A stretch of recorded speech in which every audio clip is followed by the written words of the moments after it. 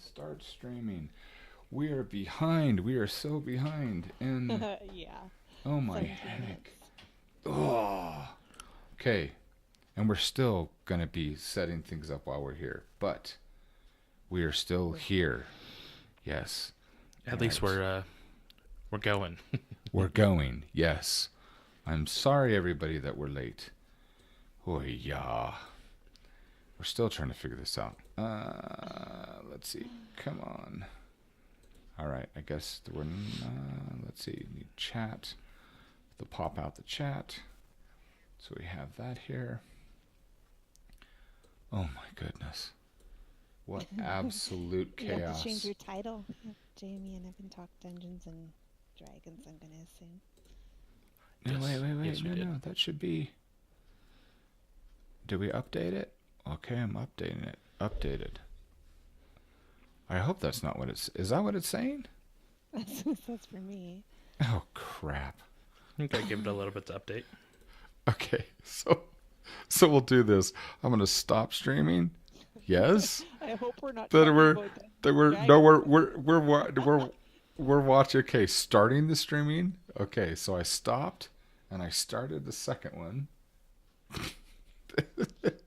But here's the Talking Dungeons and Dragons. Talking Dungeons. Oh crap. Let's see. Okay. You can change your title while you're streaming, eh? You can't, but does it change? Oh, well, I know I can change it while It does. you're streaming, It just takes like 30 seconds, 45 seconds to update. Oh, Yeah. I didn't know that. Okay, well, we're there now. Okay, show the chat. And we're here. I don't know who's going to be here. Everyone's going to watch the replay because everyone's sitting there and going, where the crap are they? So, oh my goodness. Well, hey, I will host it and then. Oh, okay. That'll help. Okay. Good grief. Oh my goodness. I'm going to forget about cameras. We're just here. We're just here. Oh gosh, I am stressing. We went out this morning. We couldn't get the Evan's car started. Tried several times. I come back inside and 21 degrees below. It was zero. 21. I was gonna say I thought it was 4, and then we looked up the wind chill factor and it was minus 14. Yeah, last night it hit minus 21 and gelled the diesel. So minus 21. With 3 viewers. Is it the 3 of us? I have no idea at this point. Oh my goodness. We're 20 minutes late and everyone gave up on us. Coming on. I don't know. You're the fun station to come and hang out with in the mornings though. So my. Supposed to be here. Are you supposed to be streaming this morning or are you just spending it with us instead? Is that what you're? Oh, cool. Awesome. Cool. You, sort of. That's awesome. So we couldn't get Evan's car started, so we get the Suburban started, and the Suburban it started right up, but then it's sitting there for 15 minutes, and even though the engine was warming up, it would not defrost the window.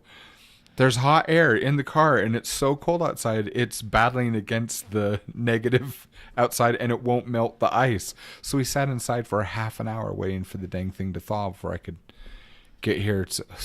Gosh. Oh, my goodness, we're behind. Is that unusual for you guys? Very. Not well, not the temperatures, just... The temperatures go that direction every year. I mean, we're at... about 6,000 feet altitude-wise, right here in the Rockies. So the temperature drops are common in the wintertime. Maybe not that much, but when you tack on the fact that we've gotten like 14 inches of snow in 2 days. Yep. Yeah. So that's kind of crazy. Evan is louder than us. Okay, well, see, Evan's always been a bully, so I'm gonna take him down. I've been leaning in really closely. I can't take him down because we're actually on the same mic. How does that? Is that a little bit better? Yeah, I don't know. Ask hubby. All right, hubby. Yeah. Is that better? You could just say CH if it feels weird to call him hubby. I don't know. I like doing it because I'm pretty sure he's probably squirming every time I say it. That's how I ask all the wives of all my friends is, where's your hubby hubbits? They're like, what? Your husband. Where's your, oh. Okay. So I've made you louder, Bex, in Discord. And let's see. I don't think I need to do anything else.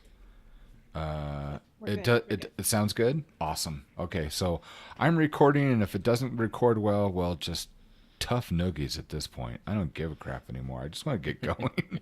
Oh my goodness. See, no gel, no. But I showered. Hey, I'm clean. I have a nice shirt on. Yeah, I'm glad you showered, Evan, because while they can't smell you. Shut up. Shut up. Whatever. So, but I'm outside taking care of the burb and getting everything ready and running around and dropping kids off at work and then come back. And guess what? My son's not up and ready yet. So, Evan, we're late. I know. I'm getting on my clothes. I'll be there in a minute. So here we are. So here's why. I was originally going to stream from home today, so we didn't have these audio problems. True. So I didn't set my alarm to get up so I could go to the office. And second, we took down, I don't know if you're a parent, Bex. Yeah, she's a parent. Oh, yes. But my daughter just learned that she could crawl out of her crib. So because we didn't want her just falling consistently, we took off the side of the crib and lowered the bed. So it's a bed now. Anyway, she stayed in bed the whole night. She didn't come wandering in. My wife was asking me to check on her every hour. But that's awesome. She didn't get up and out of bed. So. She's such a clever little girl. So we're here, and I'm happy, and we can get started, and the coffee's cold. That's going to be miserable, but we're here.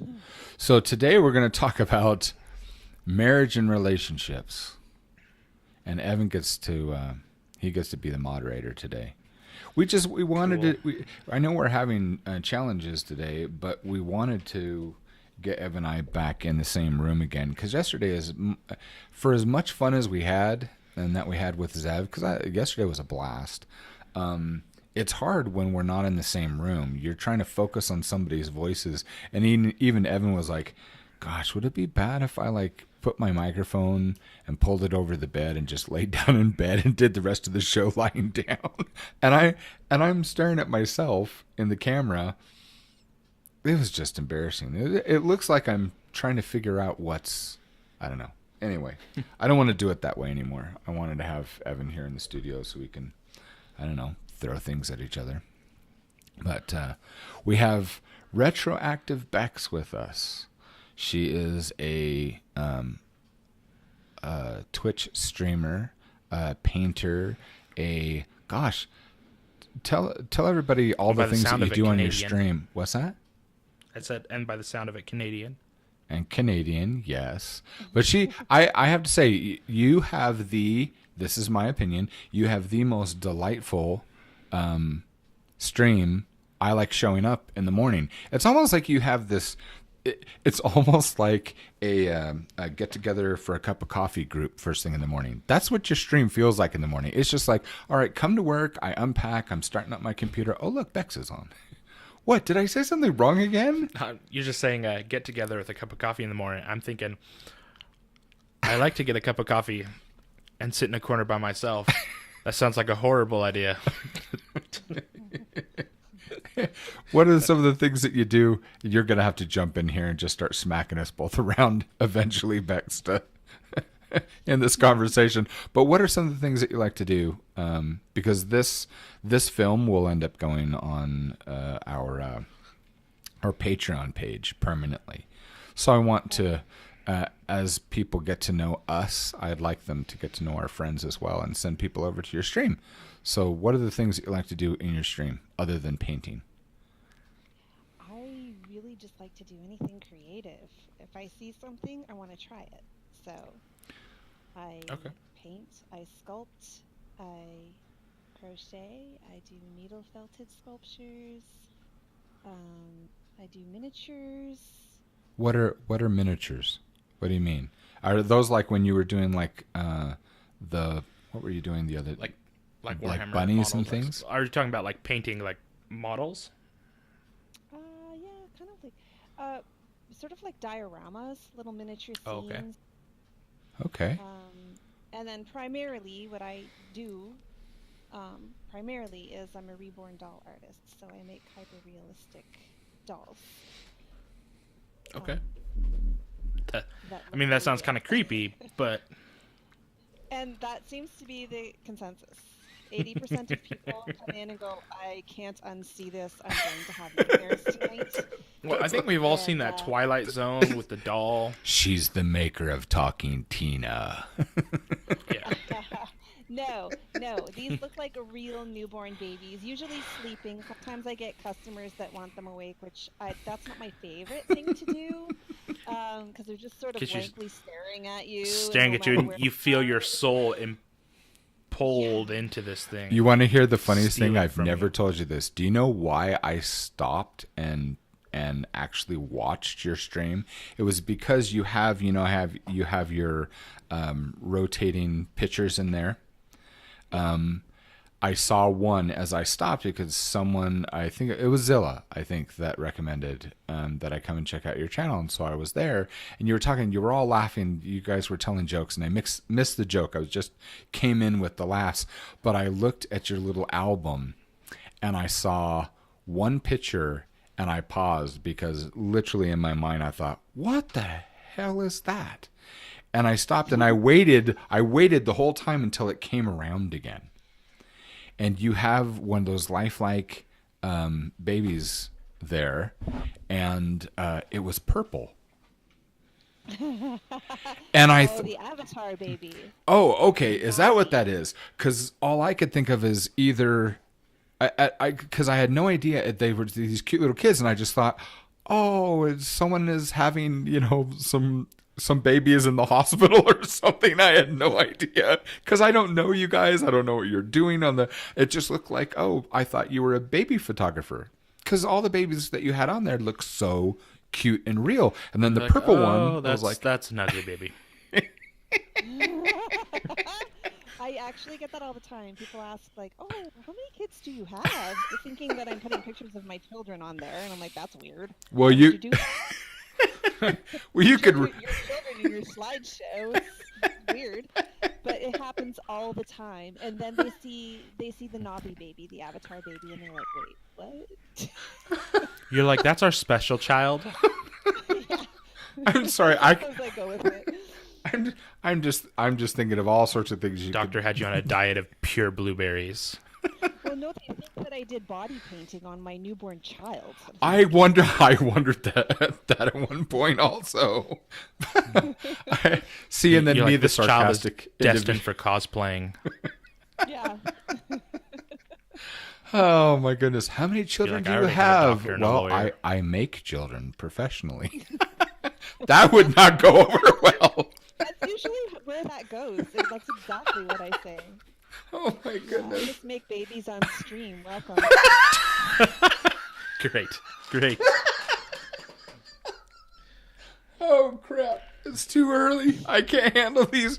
Oh, it's the cartoonist in me. Down, Jamie. This is just not okay. See, I'm I'm thinking trying of to- comic strips at this point that I would probably get sued for. Just... Well, yeah. One time I went to title my stream, and I was working on a reborn doll, and I put in just making a baby. And I was like, oh, wait a minute. And you're wondering why you had 12,000 views inside 10 minutes. I changed it quickly. It wasn't going over well. Oh crap! I heard already this morning. Oh, this is good. I knew this was a Trying good not to idea laugh to have you loudly, on. and instead I'm just crying. I'm Oh, gonna get both mites. Sorry. Okay. oh. There's an intro into marriage. Subject of the day. And it all ties together. Full circle. Okay. Okay, help me, Evan. I'm so off. I'm so. Okay, so Oh my goodness. so briefly, let's go over everybody. So they know where we are um, in our own personal lives and relationships, and where we get. I'm not gonna say where we get our information from, but what our experience is. So I've been married a little over 3 years, not very long. I've got 2 kids, and a whole lot of ideas, but not a lot of experience. What about you, Bex? Well, we're going on 13 years. 13 wonderful years. That feels more like, I don't know, 5 to me. It doesn't feel like we've been married that long. That's a good thing. That's neat to hear.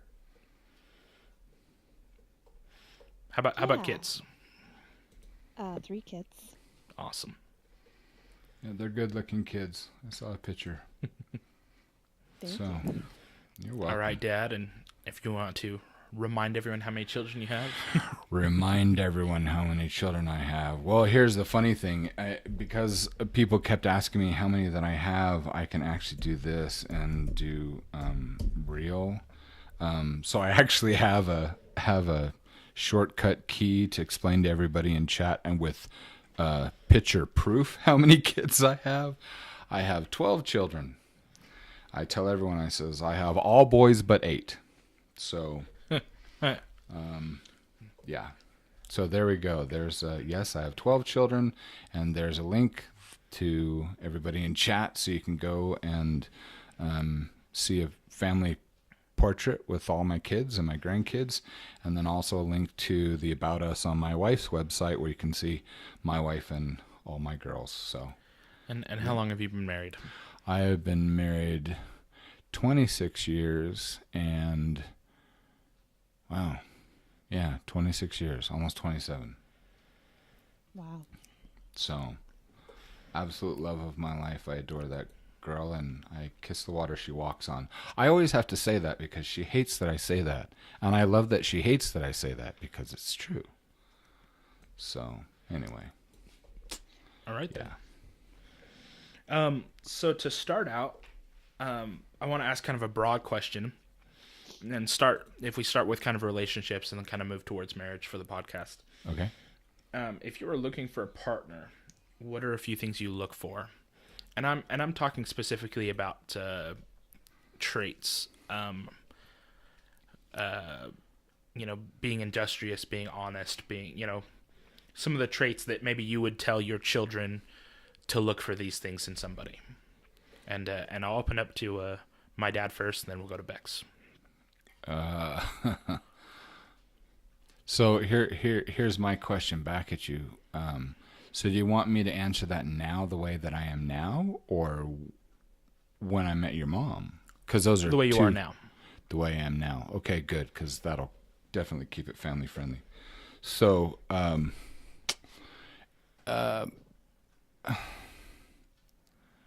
okay, rephrase that. Repeat that to me. What are the attributes? Yeah, that would be good to look for in a partner. Oh my goodness. Let's see. I know it's kind of a broad question. I figured we'd start with a few broad questions. It is. Well, first off, is look for compatibility. I mean, you're not gonna hang around somebody or eventually marry someone that you don't like.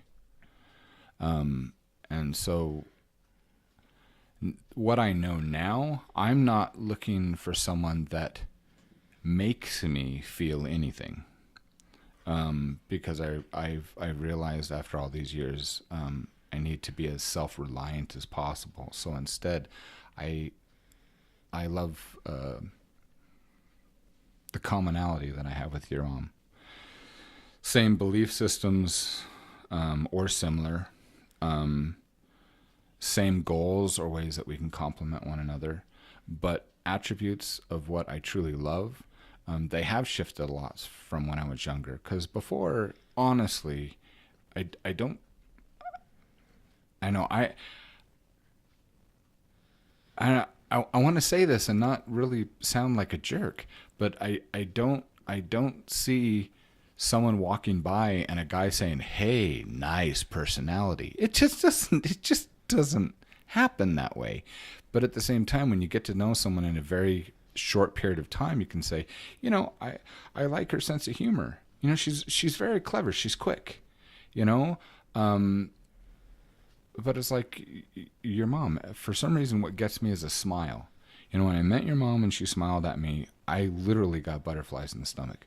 I still, 27 plus years that we've known each other, your mom smiles at me, I still get those butterflies. That's never changed. She smiles at me and I just melt. And that's one of my favorite things about your mom is when she smiles. But I love intelligence. Someone that you can have a conversation with and interact with. Someone that you can grow side by side. I don't want someone behind me or in front of me. I want someone side by side. So generally those things right there. Okay. What about you, Bex?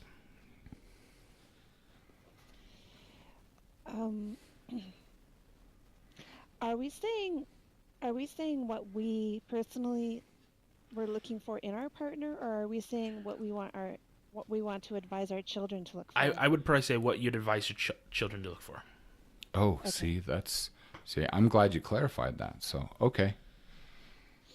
Okay, so it would be different for whether my child is a boy or a girl. I have one girl and 2 boys. Okay, well, give us the difference.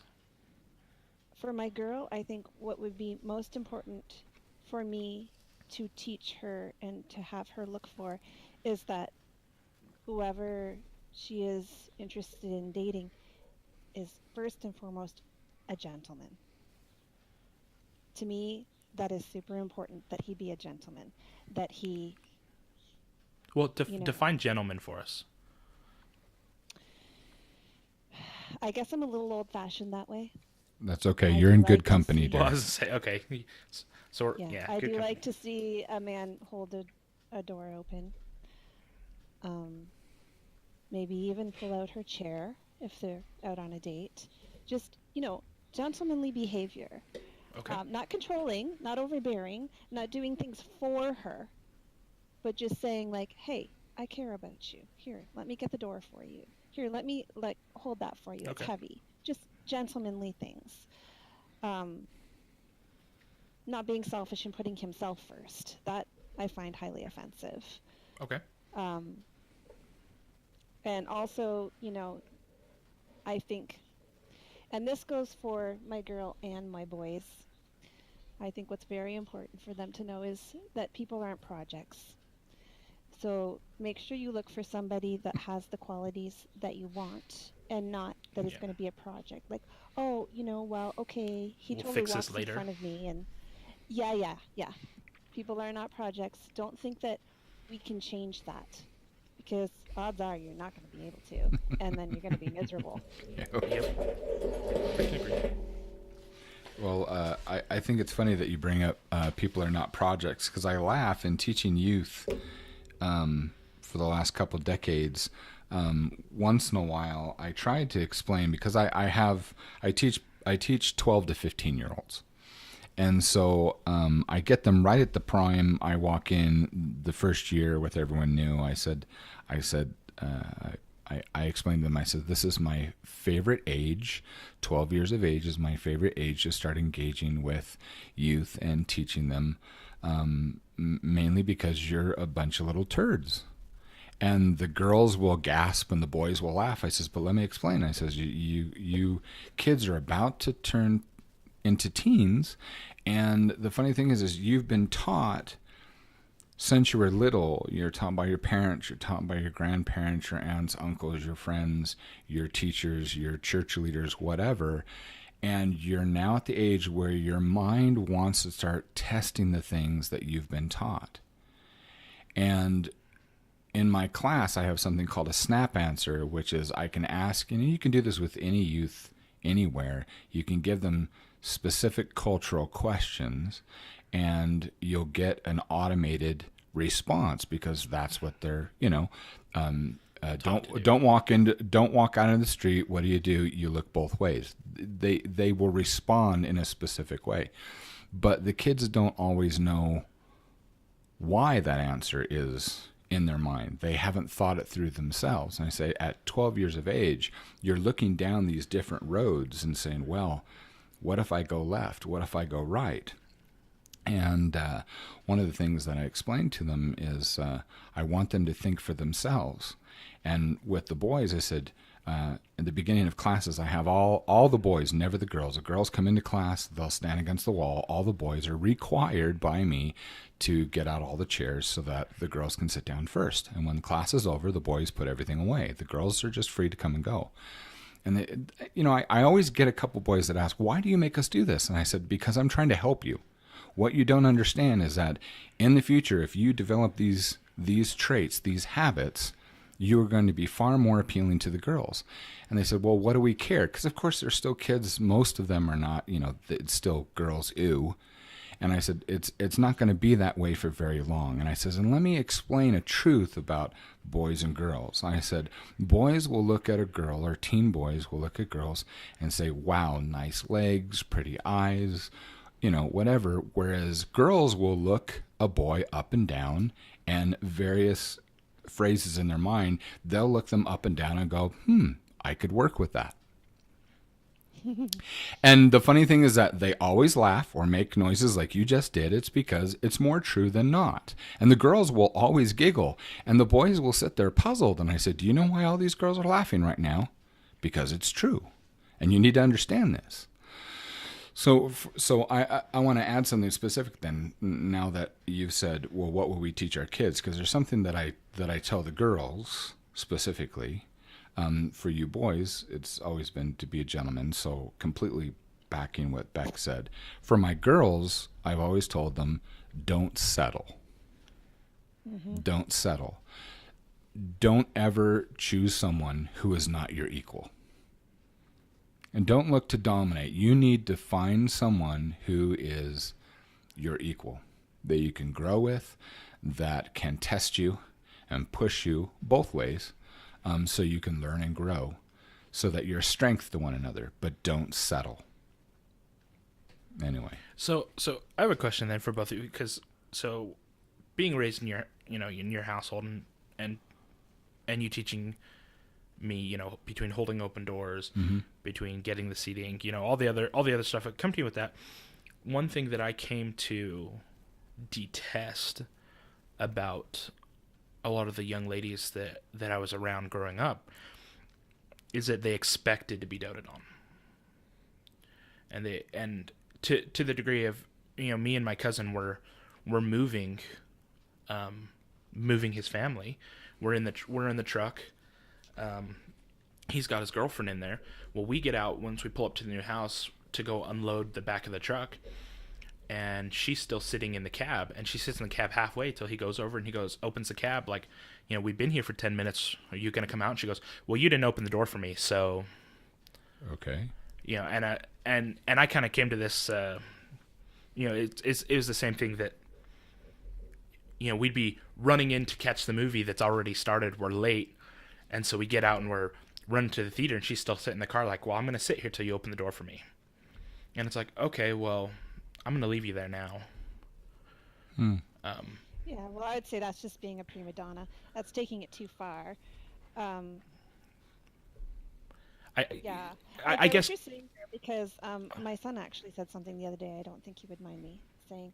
'Cause right now he's kind of on the dating scene, and he said that it is hard with girls that are that way, and he usually can tell right away, because if they go to the mall and she says, we should go to Booster Juice, he's like, yeah, okay, date over. Because he knows she just wants like a $12 cup of juice and just wants like somebody to buy her stuff, and then he's like, wow, okay. See, because I'm all for being a gentleman, but what really got to me is somebody that expects to be doted on. So I'm going to use my wife for an example, because she's the complete opposite. As much as my wife appreciated me doing gentlemanly things, whether or not I was around or doing that, she was going to get whatever she needed to do done. And part of that came from, obviously her upbringing, her personality, but when I first met her, we were working together. And you've got to share some of these stories later on, because it was entertainment for our family for months. She hated me. She hated me for like 2 years. It's just anyway, but we worked together, and what made her just unbelievably attractive to me is that she was a workhorse. I mean, she just got stuff done, and that's what she's I an was amazing just like, girl. Really, I'm like, I love this amazing. woman. The amount of work that she can get done is just almost as much as me. I was gonna say, okay, because this could really sound good again or sound bad against you. And so everyone here needs to understand. My son is a workhorse. My son is just if he's not active and doing something and being productive, he goes insane. So he is constantly. He's an extremely reliable individual, but the amazing thing about him is that he holds people responsible to the commitments that they've made, and he's I guess I could put it this way. My wife and I, we had someone say, "So is Evan nice? Is Evan sweet?" And my wife and I would laugh and say, "No, nice and sweet. Those are not terms that you use when talking about Evan. Just, always. Fair, always. Respectful, always. Those types of things. But kind, we talked about this the other day. I would define my son as kind. I would not define my son as nice, just like we realize that I'm not a nice person either, but we try to be kind. My wife defines me as sweet. Yeah, but the loves of our life bring out other... Well, I was going to say that the difference is that she says I'm sweet, but I'm... maybe the word's unrelenting. So to use the example of at work, the reason I just fell head over heels for her is I liked her work. And I kind of jokingly said that she worked almost as hard as me, but the big thing is that I was starting at this new job, and I prided myself on the amount of work that I could get done. Mm-hmm. I could bust it out. I could put in the hours. I could get stuff done. And I was often compared with the other guys that I was working with. And I had this macho, I need to make him look bad. I need to get so much more done that they look weak beside me. It was just this terrible competitive macho, whatever. Okay. Anyway, and I start working at this shop, and here I have this 105-pound, 5'4" blonde girl who's giving me a run for my money, and that's getting to me. I'm like, I've got to keep going. I've got to keep doing work. And so the examples of, so we were working in a stain room for a cabinet company, custom kitchen. So we're doing the finish work on the cabinets. Anyway, and you had a bunch of teenagers, because the job didn't require as many machines. Mm-hmm. They would often put the least experienced in the department because they could just be, like, stain this piece of wood, right? Okay. But you'd have these girls, and I'd be like, wow, she's really cute. I'm going to go over and talk to her. I've never met her before, stuff like this. So I go over and I start talking to her, and she takes like 5 times longer than me to get something done. And then I'm like, well, hey, we know that needs to get done. Let's go stain that. Let's get that job. And she goes, well, that's difficult. I'm just going to keep staining this until someone else takes the hard stuff, and I'll just get the stuff behind it. And I was like, you were an ugly person. Like, it really got to me. That wasn't, that there wasn't anything desirable about that. And so it didn't matter how pretty you thought they were. That got to me really badly. And, and then here I've got Marilyn, who's absolutely beautiful, and she's hardworking, and I'm like, I like this woman. And so when it came to the gentleman thing, yes, I could be a gentleman, but if I wasn't there, or if I didn't open a door or something like that, she was on top of it, And And well, But that's she what I all, liked. but she also another wonderful feature about Marilyn is that she notices little things. So when you do things for her, she's such a grateful person. There's an gosh, she can ask mom and I to do. I'll jump to do whatever she needs, because she's such an appreciative. It's like your kids. I mean, Bex, with your two boys and your daughter, when they're grateful, I mean, don't you naturally, you just find yourself wanting to do more? I'm assuming this is just like a natural parent thing, because when my kids I do something for them and they're grateful, I just want to do more. Do you find yourself feeling that way? For sure. Yeah.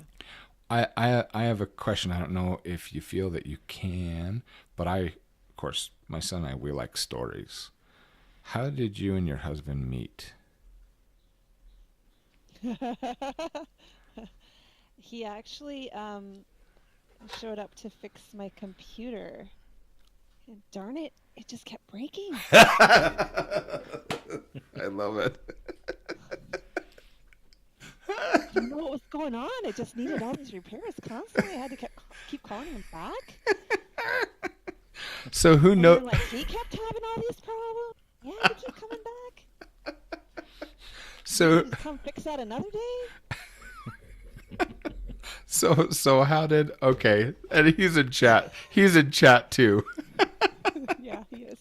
Do you want give any feedback on this, Canadian husband? So who I'm curious, which one of you made I don't know, that initial step to break through the barrier for a date? I mean, how did you? I can see things breaking, computers, whatever, that you need to come back and be in one another's presence. But who broke the ice?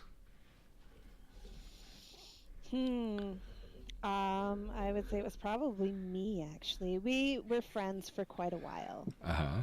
And it was one of those... Before or after he was fixing the computer, you were friends? After. Okay. Well, you never know. Your friends, hey, can you come over and fix this? That's understandable, too. It's much more interesting your way. So, okay, I just want to clarify.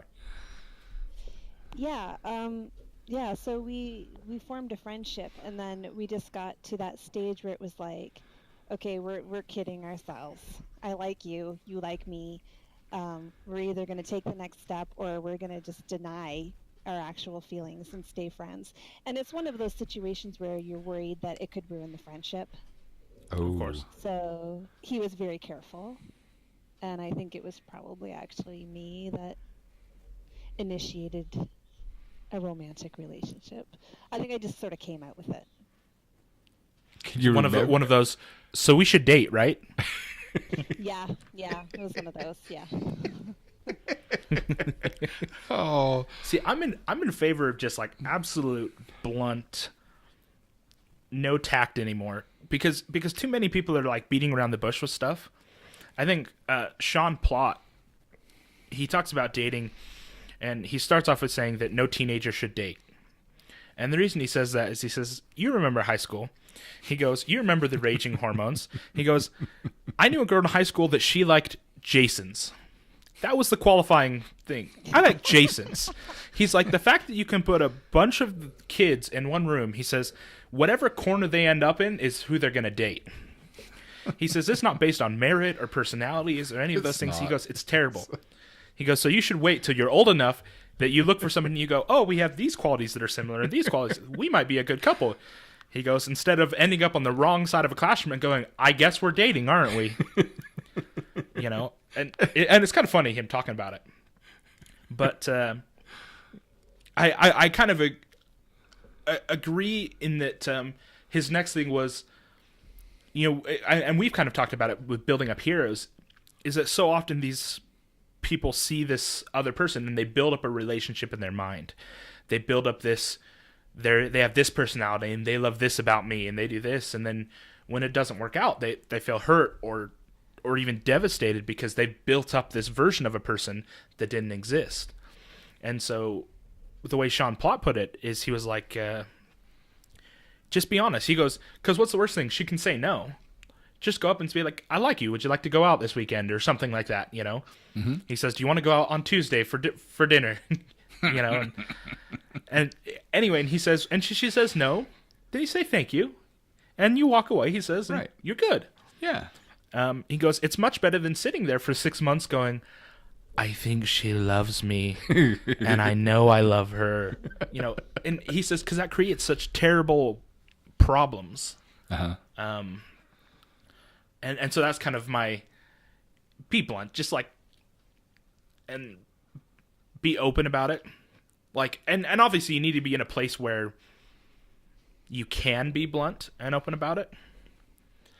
But I'm not for dropping hints or like. I don't get hints. You know, I still don't get hints. What did you? I'm pretty blunt, but I don't like. I never want to be rude, but I would say I'm pretty blunt. I'll just say whatever. Well, it's like your husband saying here. So he's giving input as we're talking about this. He says, "Yeah, myself being way too shy and quiet. I also thought she was way out of my league." All right, Canadian husband, I am so with you on that, but because I felt the same way with my wife when we met. But here's the thing: something in my brain and my heart came unhinged when we met. And I don't know what, everything just flew out the window. And, cause we met in church. I had gotten in a car accident. I lost my house, my job. I ended up sleeping in the front room of my parents' house here. I'm 20 years old. And I had to be looked after because I mangled both my hands. And my mom, I had been inactive in church for the longest time. And she says, you know, we just moved into a new house and into a new area. We're going to go to church this Sunday. Do you want to go to church? And I said, sure. Shocked the crud out of my mom. And so I went to church, and they were having a general meeting of the area, and the whole chapel, and you open the back doors, and it goes into like the basketball court area, and everything's just packed. And the only seat was in the very, very front row in front of the podium. Everything else was taken. And my mom's like, oh, look, there's a seat. And I'm like, crap. And there's me, and I was the oldest of 10. And we're like, you know, down this row, you know, it's from oldest to youngest following after mom. We go, we sit down, and halfway walking up, this lovely young woman stands up to change places with her dad. And of course, you know, in a whole sea of people, everyone quiet because it's right after prayer. And I look at this girl, and I was just awestruck. And I stopped as we walked past, and she said, hello. And I said, hi. And I went up and sat down. And it's funny because I wrote on the back of the program that day, I like slipped a pen in between my fingers that were bandaged. And I wrote, hey, Mom, see that girl back there? I think I'll stay a while. And the cool part about that note, that program, is that probably somewhere between 3 and 5 years after we were married, my wife likes to scrapbook. And I was going through our relationship scrapbook. She just has kept these awesome stories and pictures and drawings and poetry and all sorts of stuff. And I get through the point where we met, and there's that note. My mom gave it to my wife, and it's there in that book. And I love that. I was like, wait, when did you get this? And Kathy will smile and says, your mom gave it to me. She gave it to me years ago. So it's part of our scrapbook thing. And what's hilarious about this is that I pursued that girl. I literally, I didn't care what the consequences were or anything else. I showed up on her doorstep the very next day at her house. And she was so active. She had a full-time job. She was still in high school. I had been out since I was 15. And I showed up on her doorstep every single day. And what's funny is her dad and her mom were like, would you call this guy back? He keeps showing up at the house. But we were engaged a little over a week later. It's funny that you say that because Canadian husband is he's a very docile guy. He's quiet, he's gentle, he's happy to just sit back and listen. You know, he's not a very forward person. But with me, he was very bold, and I was very confused. I was like, where's this quiet, shy guy, but he's just not so quiet and shy with me. He's quite bold, actually. You realize he's soft, not quiet. Yeah. Well, I like this next statement that he made. He says, "Our first kiss." He says, "I really want to kiss this girl. Can I kiss her? Is that okay?" "Oh, she asked me." "Yes." And he's like, "Butterflies." It's funny. Our first kiss too. Our very first date, which I think is funny because I don't think I could really call it a date because I was bandaged up. I couldn't really go anywhere. I couldn't do anything. So I'm in like a hospital bed in my parents' family room, and she comes over on a Friday night to just visit, you know? And it was funny because my mom opens the door, and we're a very huggy, lovey family. We're very close. And Kathy and her family, they are now, but they weren't. And so my mom opens the door and she goes, "Welcome," and grabs her and hugs her. And Kathy's arms are like out, like this woman is touching me, Anyway, but we have this conversation of the night, and I remember telling her, I said, "So, you'll let me know when it's okay to kiss you, right?" And she's like, "What?" And I says, "I just, I don't want to be forward." I says, so you let me know when it's okay to kiss you." And she thought that was so bizarre. And like 5 minutes later, I kissed her. And she's like, "Wait, I thought you were," and I says, "You waited too long." See, my first kiss is because it was expected of me. And I joke because the first time we kissed is when we got married.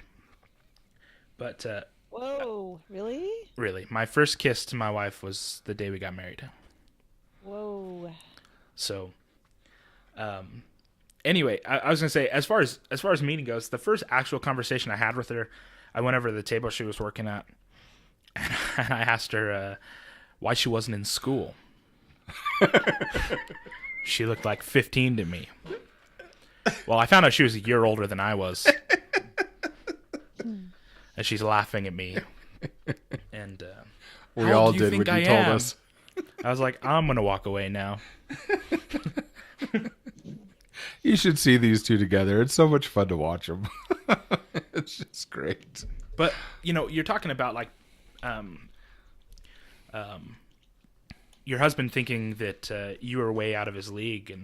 And I felt the same way about my wife. And I'm thinking, okay, I'm not rich. I'm not handsome. I better be funny. And I was just really persistent. I think for 2 years or so, I just annoyed the crap out of her. But it was little things. She paid attention to little things. At one point she got transferred to another department, and she was saying how it was all dreary and just lacking colors in this. She was moved to a manufacturing part of the shop. So I was on a swing shift at the time. I bought in a bucket of crayons and I graffitied one of the walls. I used crayons so it looked, like childlike and maybe happier. And I drew grass and some flowers along the base of this wall and a tree and some other stuff like that. And it was interesting. She's kind of like, "That was you, wasn't it?" And the foreman comes and he's like, "So you like coloring on the walls in our building, huh?"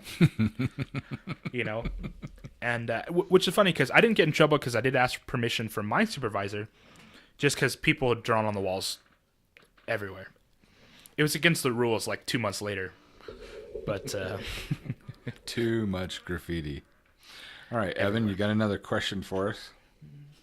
Yeah. So fast forwarding into marriage a little bit.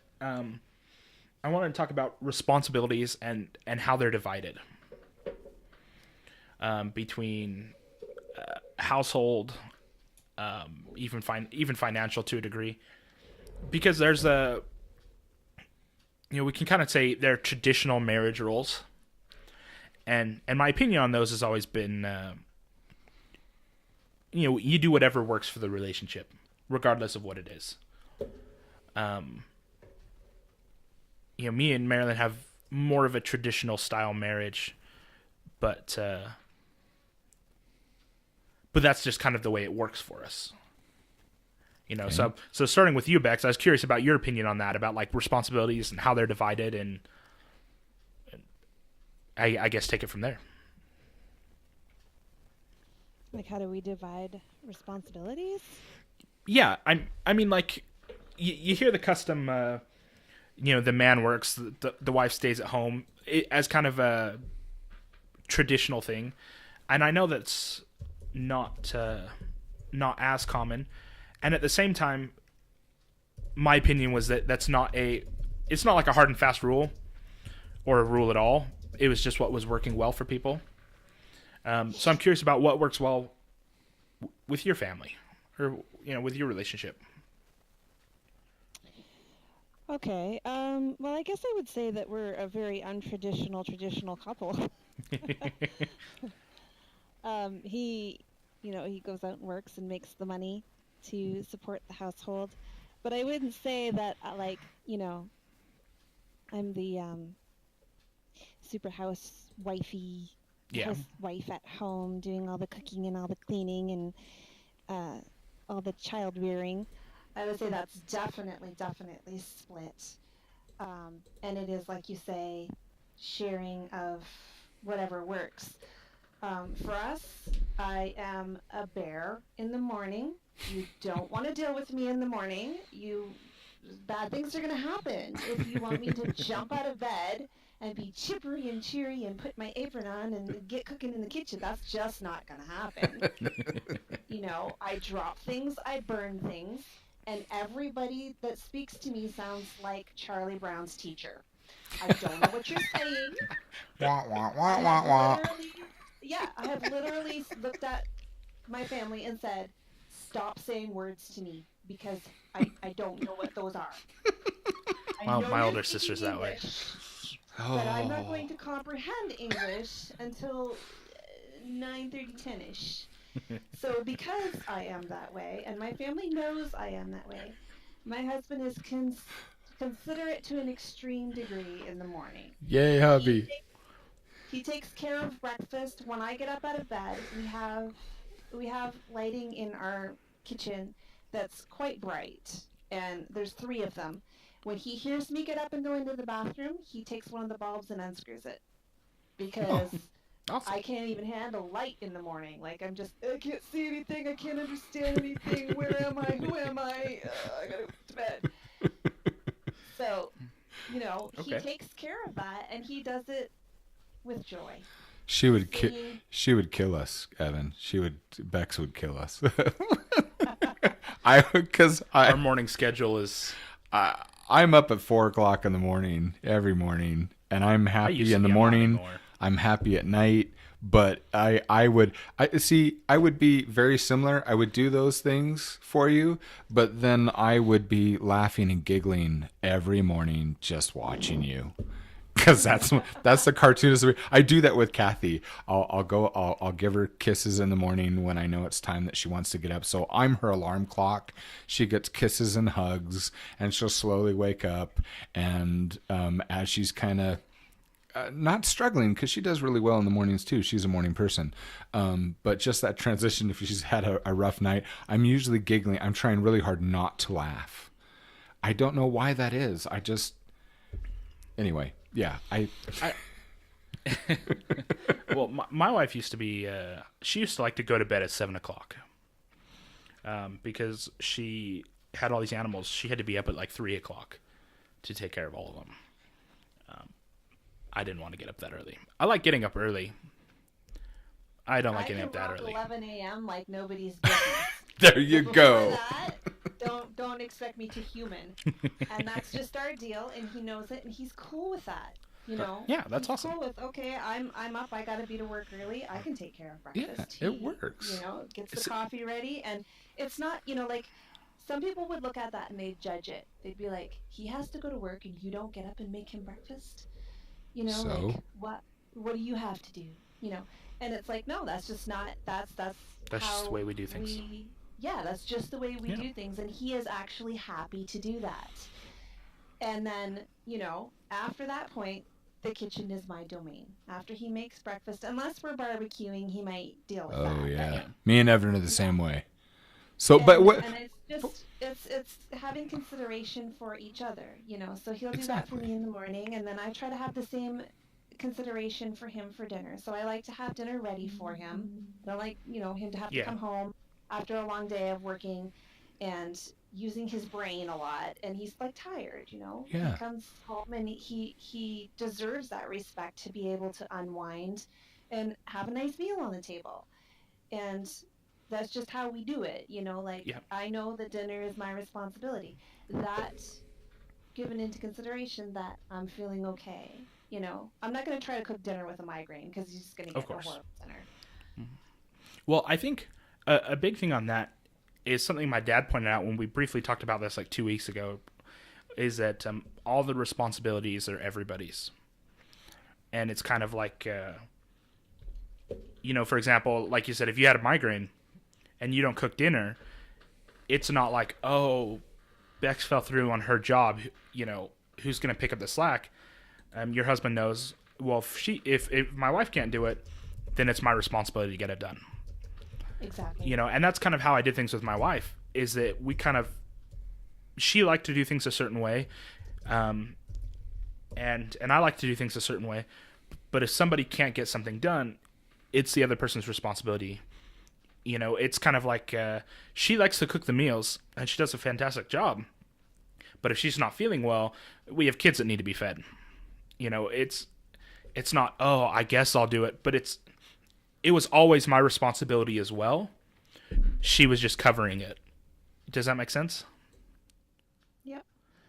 And Well, I have a question. So you say you can do 11 a.m. like nobody's business, but don't you stream earlier than that, Bex? Isn't it before? Exaggerating a little Okay, bit. okay. Because I was gonna say, never wait a minute. Are you British Canadian? Because all of my British friends are like, they won't do a flippin' thing before 11 o'clock in the morning. And I was like, oh, I want to take you guys out to breakfast at like 7. They're like, no, it's way too early. I'm like, 8, 9. I was like, nah, I just don't want to do it because you guys are lazy, you know. I'm a big I have like that issue with my friends as well. They want to go out at 8 a.m. and I'm like, I love you, but you're not going to get the best of me at that time. So can we wait a little while? And I never stream before 10 a.m. Like it's usually 10:30. But you'll notice when I start streaming, It's always the coffee. music is Yep. very, very low key, and my coffee is full. And you're whispering. Like, You whisper a chilling. lot. Yeah, you whisper a lot. Good morning, everyone. It's good to see you. By 11, the music picks up. And there's things get a laughter. little more lively. Yeah. Okay. All right. Good. You walked me through that. All right. That makes sense. For me, I'd be like, hey, anyone want to do a 72-hour stream? I'm game, you know. Oh my goodness. So I'm curious about your opinion on that, as far as responsibilities, Dad, and how they're shared. Because I know we talked about it before. Okay, well, here's the thing. It's I've never looked at it that way. It's funny because right before your mom and I got married, it was like 2 hours before the ceremony, and your mom's like, "Can we talk for a minute?" And I'm like, "Now? Right now?"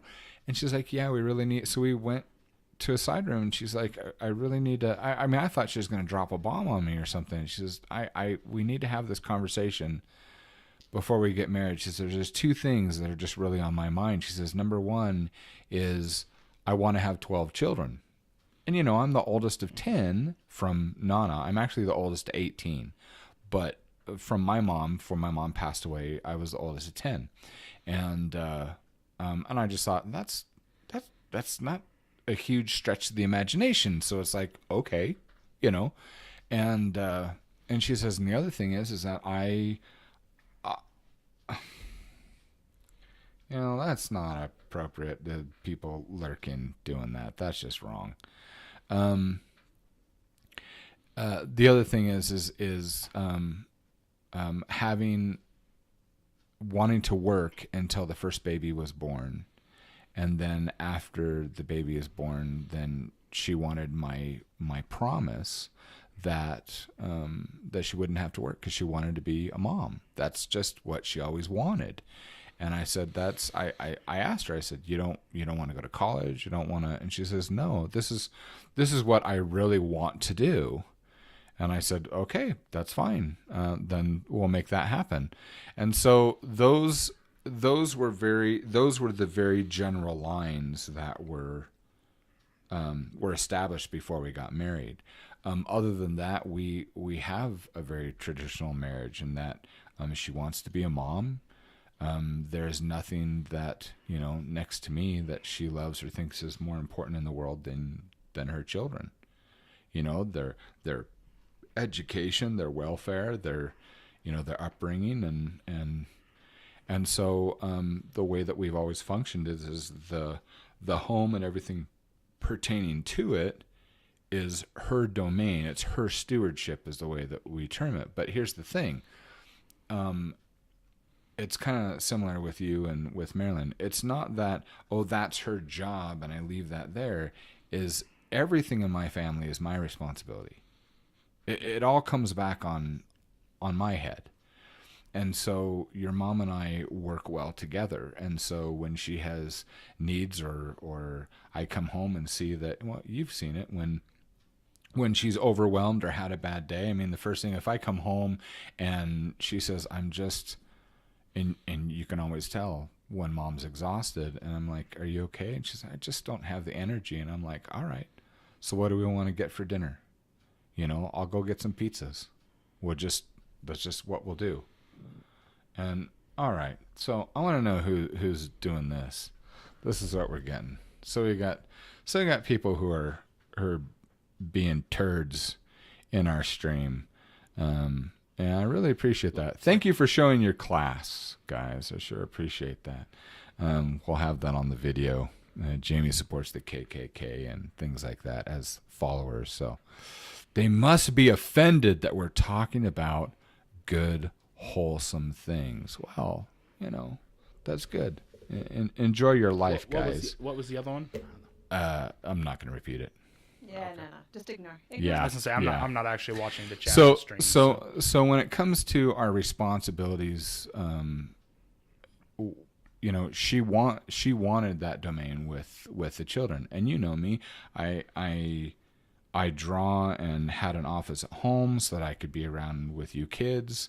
The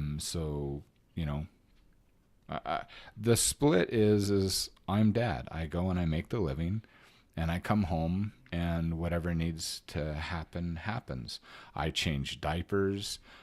There's certain things that I won't do because I think for me are inappropriate. When children are aware of themselves, they bathe themselves, and then there's a separation between the guys and the girls in my mind. I'll go help your little brothers, but if your little sisters need help, then I either call an older sister or your mom. I just don't do that. I've always been that way. That's the way I was raised. So I would change my brother's diapers, but it would never be with my sisters. I just don't do that.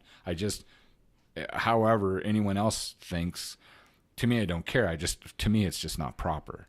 So I wouldn't do that. And I do that with my daughters too. Now, of course, if your kids are hurting or anything else, it's just the safety and your kids are your priority. But it's just being there for your mom. And if she's worn out, if she needs a break, the one struggle that I have, I want to complain in public about one complaint I have about your mother. I've never done this before, but I want to say this out loud. And that is, I can't seem to get her to go out and do things with friends more. I want her to, like with Linnell or Lisa or her friends. So when my wife's friends come to me and say, can she come do this? I know that she's been at home too long and hasn't gone out and have fun. And I try to encourage her, I've got it. Like tonight, I'm going to babysit. Does she enjoy it? See, that's the thing. She does once in every great while. But see, this is what I didn't notice. And that is she prefers to spend all of her spare time with me. And it's like only in the last 6-7 months that I realize it's just it's just spending time with me. So yeah, well, that's why I asked that question, because I have that with Canadian husband. I feel like he doesn't spend enough time with his guy friends, doing what guys do, go and shoot pool or whatever. Mm-hmm. But I realized after so many years that this is where he's happy. This is where he wants to be. It's not that he's ignoring his friends. He's just very much a homebody. And if he were to go out with his friends when I asked him to, he's doing it because I asked him to, and not because that's what he in no way ever feels like, oh, I'm stuck at home and I don't get enough time with my friends. That's more like something that's in my head that I think he should be doing, and he doesn't even really want to. So I had to let go of that. Yeah. Okay. So you and I are similar on that. That's the same thing.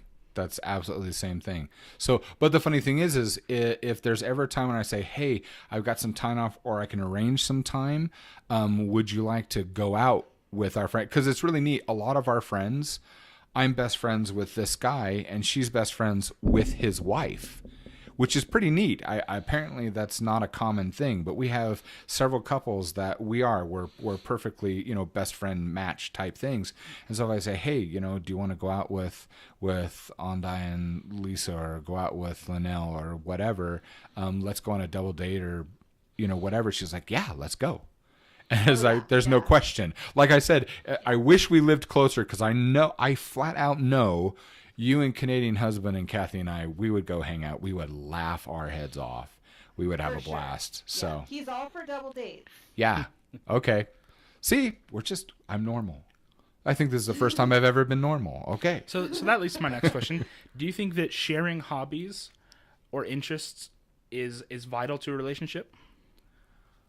I don't. I don't know that it's vital, but I'm just now discovering that it's fun. Because we haven't, like, for example, and Bex will appreciate this. Kathy's the one that encouraged me to start learning how to knit. And I'm enjoying it. I'm really not good at it, and I don't give a crap. I'm enjoying it. And I think the reason why I enjoy it more than anything is because my wife knits. She loves to knit. And so when she's doing that and I put my work away and I all of a sudden put out my knitting, we're both sitting in bed, or maybe we're watching Netflix or something, and I start knitting, she gets this beautiful little smirk on her face. And then we just start talking, and she has my undivided attention, and we're both doing the same thing. And of course I will screw up and she'll have to help me because I'll lose a stitch, and, and there's a closeness, but I like having specific things in common too, beyond the children and religion and the goals and stuff, having actual interactive fun things. Because now it's like, hey, I'm going to go to the knitting store, the yarn store. And I'm like, ooh, can I go too? She loves that. And I love it. So yeah. Is it necessary? No, I'm just discovering how much fun it is. So Okay. I get what you're saying, because for us, I would say that our interests or hobbies are very different, but we have shared in each other's, just for the enjoyment of it. Like I did get hubby to do a couple paintings with me. And does he paint? No. Does he do art? No. Is he even interested in doing art? No. But he's interested in sharing time with me, and he doesn't hate it, and he actually really enjoyed the paintings that we made together. And it was kind of a fun thing to do together, because I always try to get him to loosen up a little, let go. Just, you can let something happen. It's okay to make a mistake, because I would say he's a little bit of a perfectionist. He doesn't like to make a mistake. And so we did a painting together with just a palette knife. And I was like, just go, and he's trying to be so careful, he's only putting a little bit of paint on, and he's like trying to place it. And I'm like, dude, slap it on there. And I just was like, go with literally it. literally taking his hand and be like, throw it, honey. Come on, just throw it. And so then he started doing it, and he's like, oh my gosh, this is fun. And we had so much fun doing that together. But like, he likes to play games. He likes to play computer games. Would I join in on a computer game with him? Probably not, because I'm only going to run into cliffs and fall and kill people on my own team. See, If he really, really wanted me, I would try, but I just know I'm going to make it a sucky time for the both of us, and we're going to lose. me and my wife, we didn't share any common hobbies or interests. I mean, we watched. So when I married her, she had seen like 4 movies in her entire life. She didn't play games. She didn't. Her hobbies were horse riding and gardening and some of that stuff. And I was like, I won't get on a horse because that's animal cruelty at my weight. And anyway, so we didn't really share any interests, and that's why I don't think that it was, or think that it is vital to a relationship. Mm-hmm. As far as trying other hobbies and stuff, we do like to go back and forth. Talking about video games, she just doesn't care for video games. Up until a little while ago, I had her try Ark Survival Evolved. For everyone who hasn't played that game, it's a very interesting game. But she's like, okay, I've come to enjoy it. I understand. I think one of the breakthroughs in our little marriage, the few years that we've had, is when she was spending a good amount of time on that game. The server crashed and deleted everything. Oh. And hours of what she was working on went away. And she's like, oh, I understand why that upsets you. She goes, I understand why some of these games, when it goes badly like that, she goes, that you get upset now. Because before I was like, it's just a game. And now I'm thinking, I put 15 hours into that. That's irritating. I was like, thank you. Thank you for the understanding. Wow. But yeah, I agree that it's enjoyable to do things together and to kind of share in each other's hobbies. But I don't personally think that it's necessary for the health of a relationship to have the same. So. No. Yeah, I think you don't need to be all up in everybody's everything. You don't need to be doing everything they're doing and just, I just love you 24/7. I just have to be with you all the time. Like, it's good to have interests and hobbies of your own, and Yeah, that's called a Stephen King book.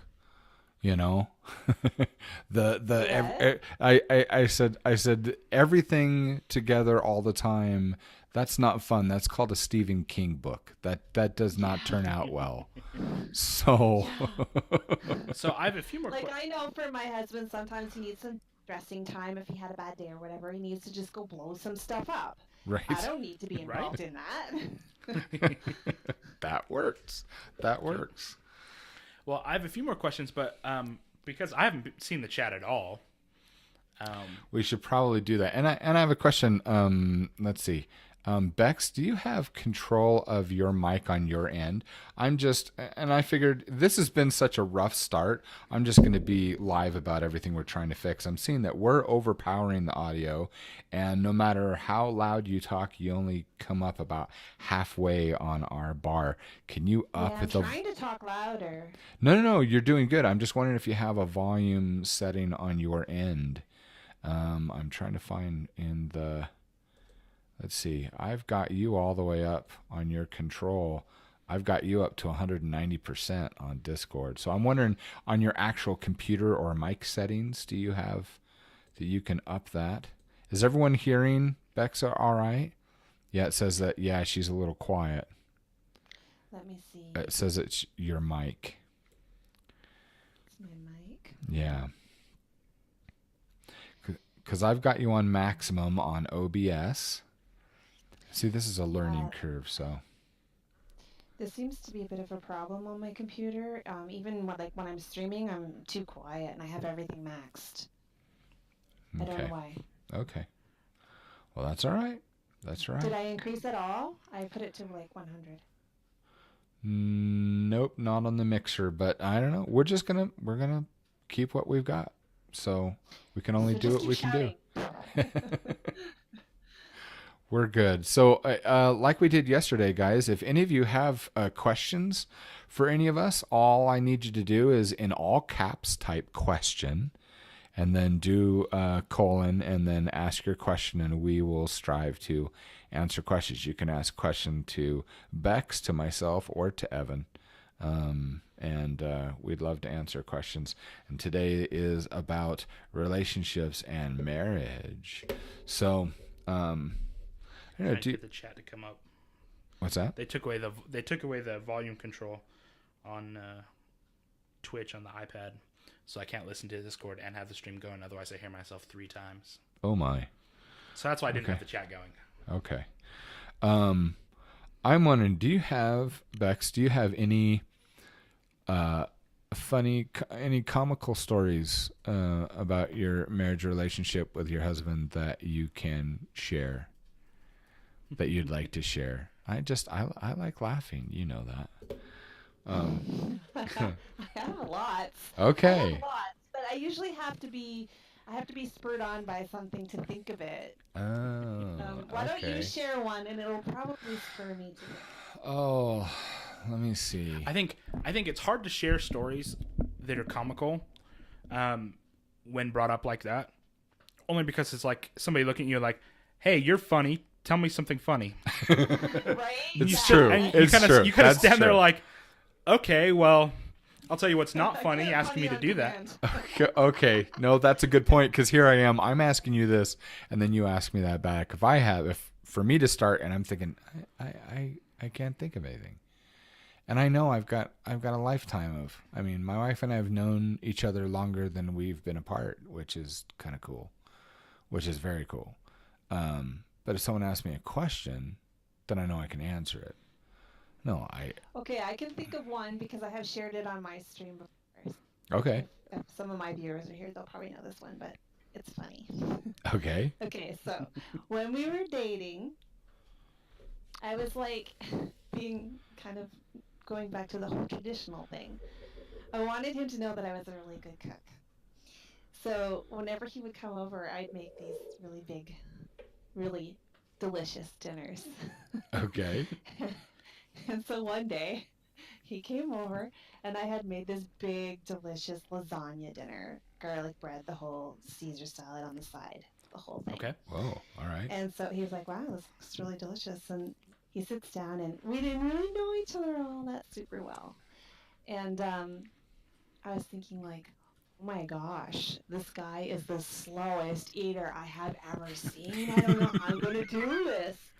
And, like, I didn't want to finish mine before him. And I'm just like, oh, okay, I'm going to have to eat slower. How am I going to deal with this guy? He eats way too slow. And so he finally finished. And I'm like, oh, let's go out on the deck and, digest. Uh-huh. So we're sitting out on the I deck, sure and hope he's you like, phrased it that way. What, digest? Let's go out and Let's go digest. I probably did. Let's use that as a verb. So he's like sitting on the deck and he's looking really green. And I'm like, Oh, no. Okay. And then just all of a sudden, whoop! He throws up off the side of my deck. Are you serious? I'm like, oh my gosh, are you okay? Do you have the flu? He's like, no, I'm fine. It's just, this is my third dinner. What? He's like, well, yeah, I had dinner like with my mom, and then I went over to my grandmother's, and she wanted me to eat there. And then I came here and it was delicious dinner, and I didn't want to tell you that I'd already eaten, so I just tried to force it down. Oh, how many times has this happened? He's like, more than you want to know. Okay, so now you prompted something. See, this does work. Yeah. See, because all right, so my wife is Samoan, so her dad, okay, her mom's white, her dad is Samoan from the islands, and the funny thing is that with Molly, with her father, every time I would come over, I really got to know him in a very, very odd way. First time I met him, he screamed at me, and he was a very big, muscular, angry man. First time I ever saw him, he came to me, a big steel finger in my face. You out now! And I was like a blur. And I find out later that when Kathy invited me over to their house, and I'm sitting in their kitchen, and we're talking and we're laughing, and I'm talking with her little sister and her little brother, she forgot to mention that no guys are allowed in the house unless mom and dad are home. That seemed to have slipped her mind. So I got yelled at, was my first experience. But every time that I would come over, Molly would yell out, "Jamie, is that you?" "Yes, sir." "Come eat." "Well, I've just eaten." "Come eat." "Yes, sir."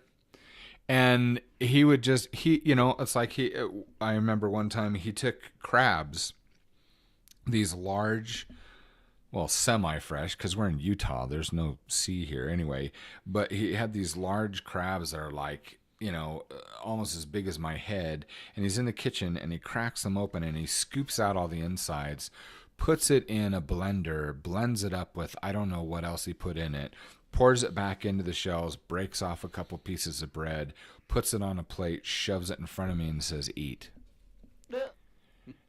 And I was like, okay. Anyway, I ate it and I loved it. I scarfed it down.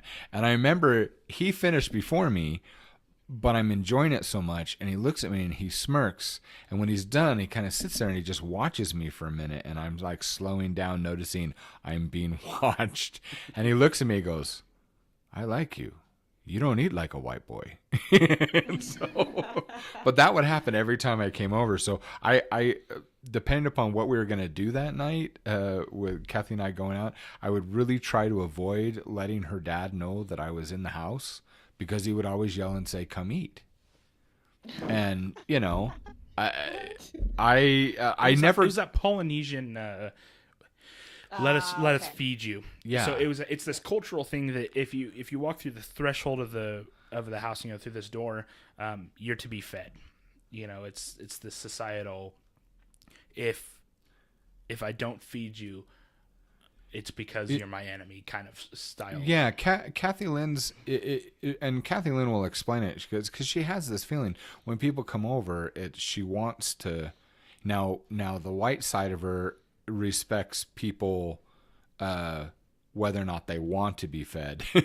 I think my father-in-law is kind of there now, but Kathy Lynn is there's a very motherly. It's let me care for you. You are in my home. It's not just you're my responsibility. It's I love you. Let me care for you. And we do that through food. And it's funny because my father and my mother did that, and they're white. I mean, I'm like Irish German on my side, and that was the way I was raised too. It was, are you hungry? Can I get you something to eat? Can I get you something to drink? That's just what we do. And then it's like these massive multipliers, now that I have the Samoan side in my house, and now it's just like, sit your freaking butt down, you're gonna eat. It's good food is what's fabulous. So, but yeah, that was my introduction with my father-in-law, which I thought was funny. I didn't get. Yeah, I think a lot of our funny stories have to do with food, actually. Really? Yeah. Okay. So your husband's talking in chat. He says, the first time I met Bex's father was the second or third time I went over to her house to fix her computer. He was waiting for me outside on her picnic table. Needless to say, I never made it inside to talk to her.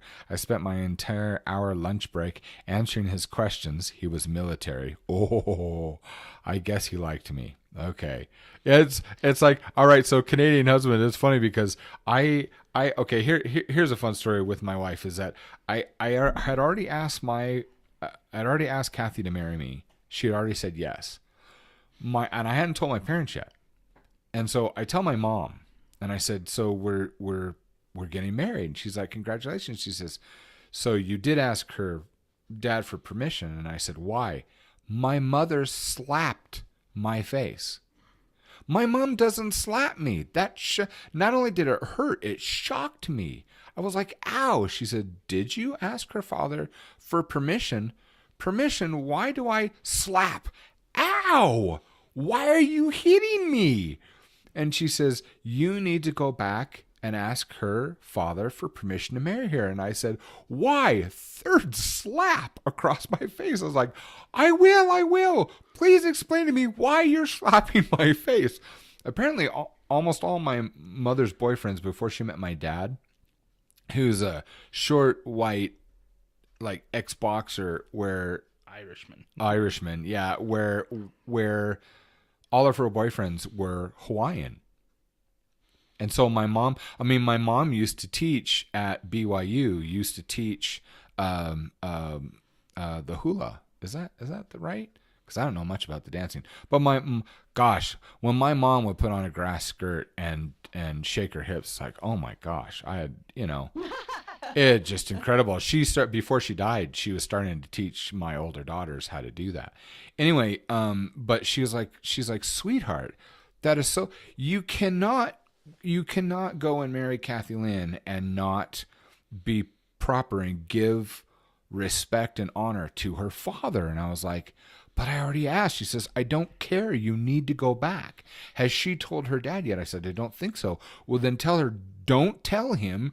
Go do this right. And I said, so what do I have no idea how to do this stuff. What do I do? She says, you need to give him some cows or goats. I'm like, what the crap are you talking about? She says, come on, sweetheart, be creative. So I kid you not, I gave, I think it's 9 cows and a burger for Kathy. Anyway, so I did. I gave like 9 cows and a hamburger for my wife. And here's how I did it. Okay, so I'm a cartoonist, right? I don't have cows. I don't have goats. So what I did is I looked up all the traditional Samoan things of their culture. So everything from the fire dance to how they prepare food. And I drew full color cartoon cows doing the most important cultural Samoan things in the act. And when I couldn't find another thing, I just drew a cartoon picture of a burger, on a grill.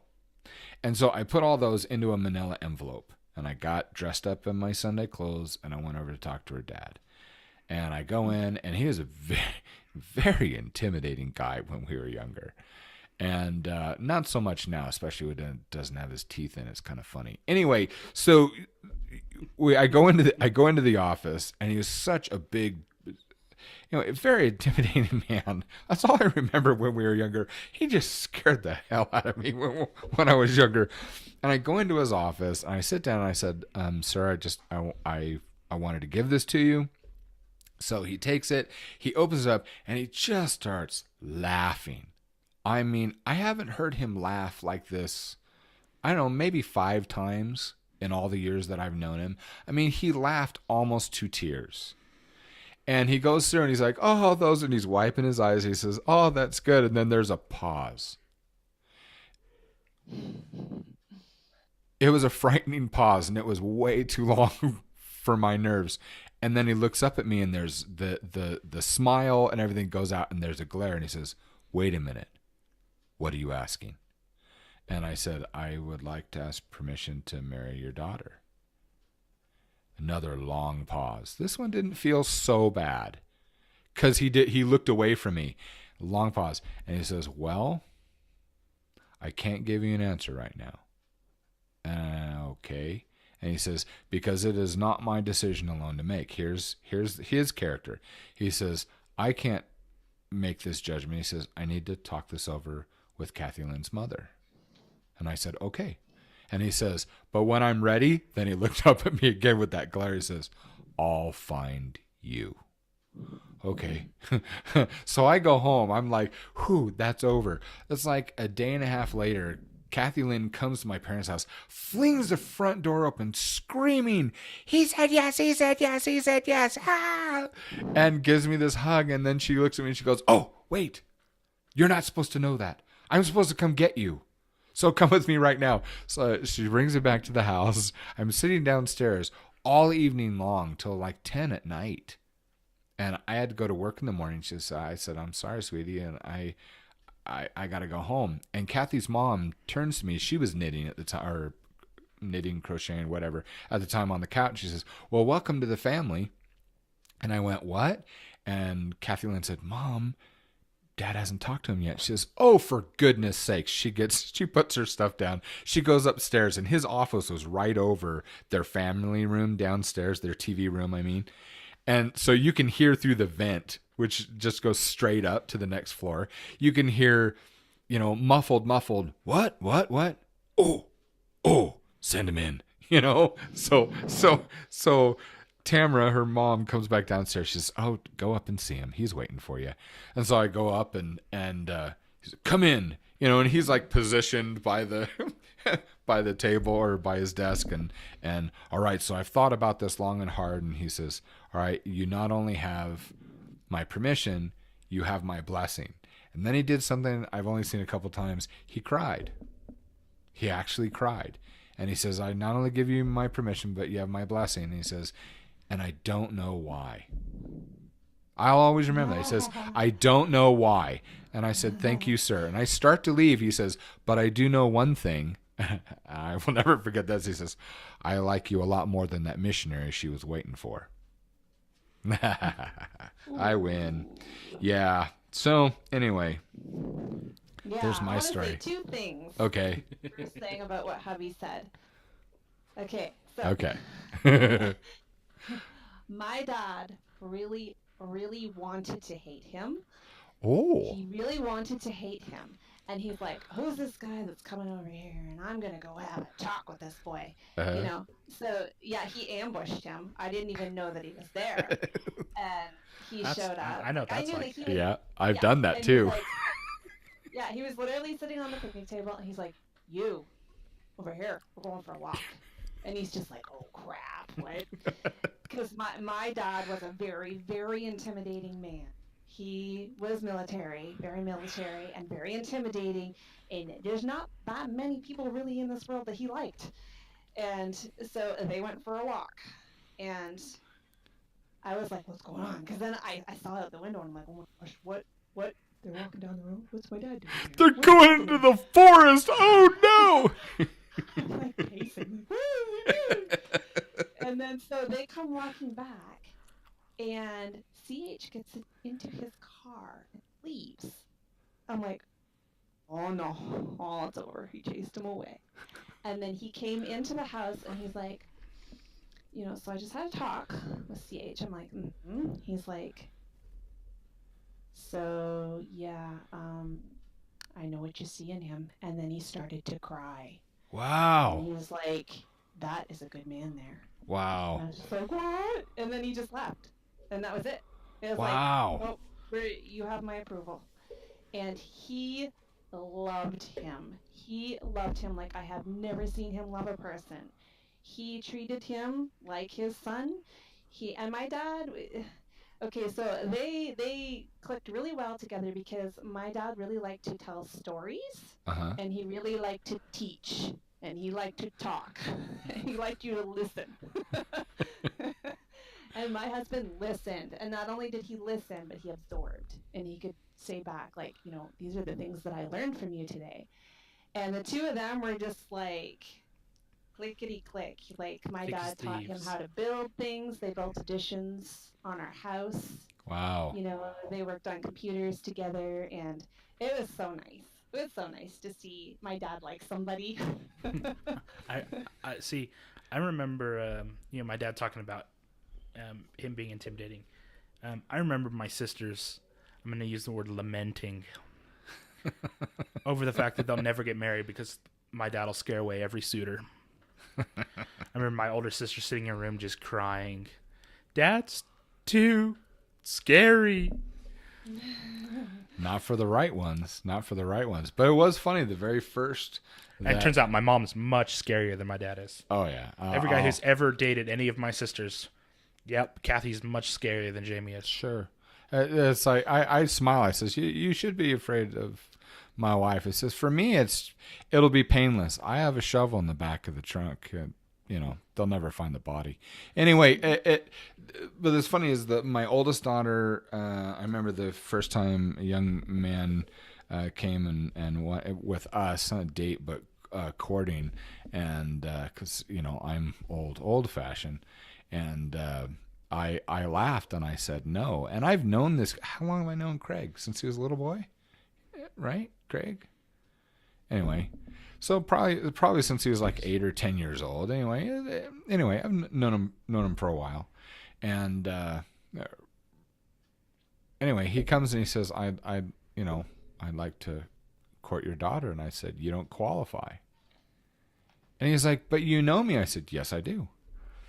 And see, and I want the young men to have the same religious background. I don't want a house divided. I want my daughters to be, you know, taken off somewhere by crazy people. So I have this thing in my brain, this criteria of a certain personality of young men who are welcome in my home. And I told him, I says, you don't qualify. And he said, why? He says, because I want him to have the priesthood. I want him to be a religious man. And I said, so, you know, when you can get your act together, then when you get your act together, then you can come ask me again. And I know his father. I knew this young man's father very well. We were very good friends. So I literally just turn him away and shut the door.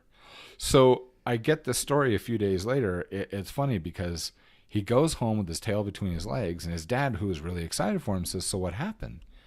And he says, "Well, Brother Jamie said no." And he said, "Really? Why?" And he says, "Because he said he wanted me to have the priesthood." And his father started laughing hysterically. And he says, "It's not funny, Dad." He says, "Actually, it really is." He says, "No." He says, "Because he said I need to have the priesthood." And he says, "Well, do you want it?" "Well, I do." He says, "Son, I've been waiting for you for years to just ask. You can have it. Would you like to have that taken care of Sunday?" And he goes, "Yes." So at church on Sunday, he receives the priesthood. Monday, which is funny because we're in church and I get asked to help with that. And then Monday he turns around and he shows up at my house. He says, "Can I court your daughter?" And I said, "Absolutely." He's like, "That's it? That was all?" It's like, "Craig, you completely qualify. I just want to know that you have your priorities straight, you know?" So that was a comical thing with him. And then it goes back to the don't settle. And both of them just had very different personalities. He's a wonderful man, and I love him. But they were not right together, and she finally realized that. And what's funny is that the one man that I had hoped would find an interest in my daughter. Now, I don't go and meddle in things, but my wife and I both had the same desire for our daughter.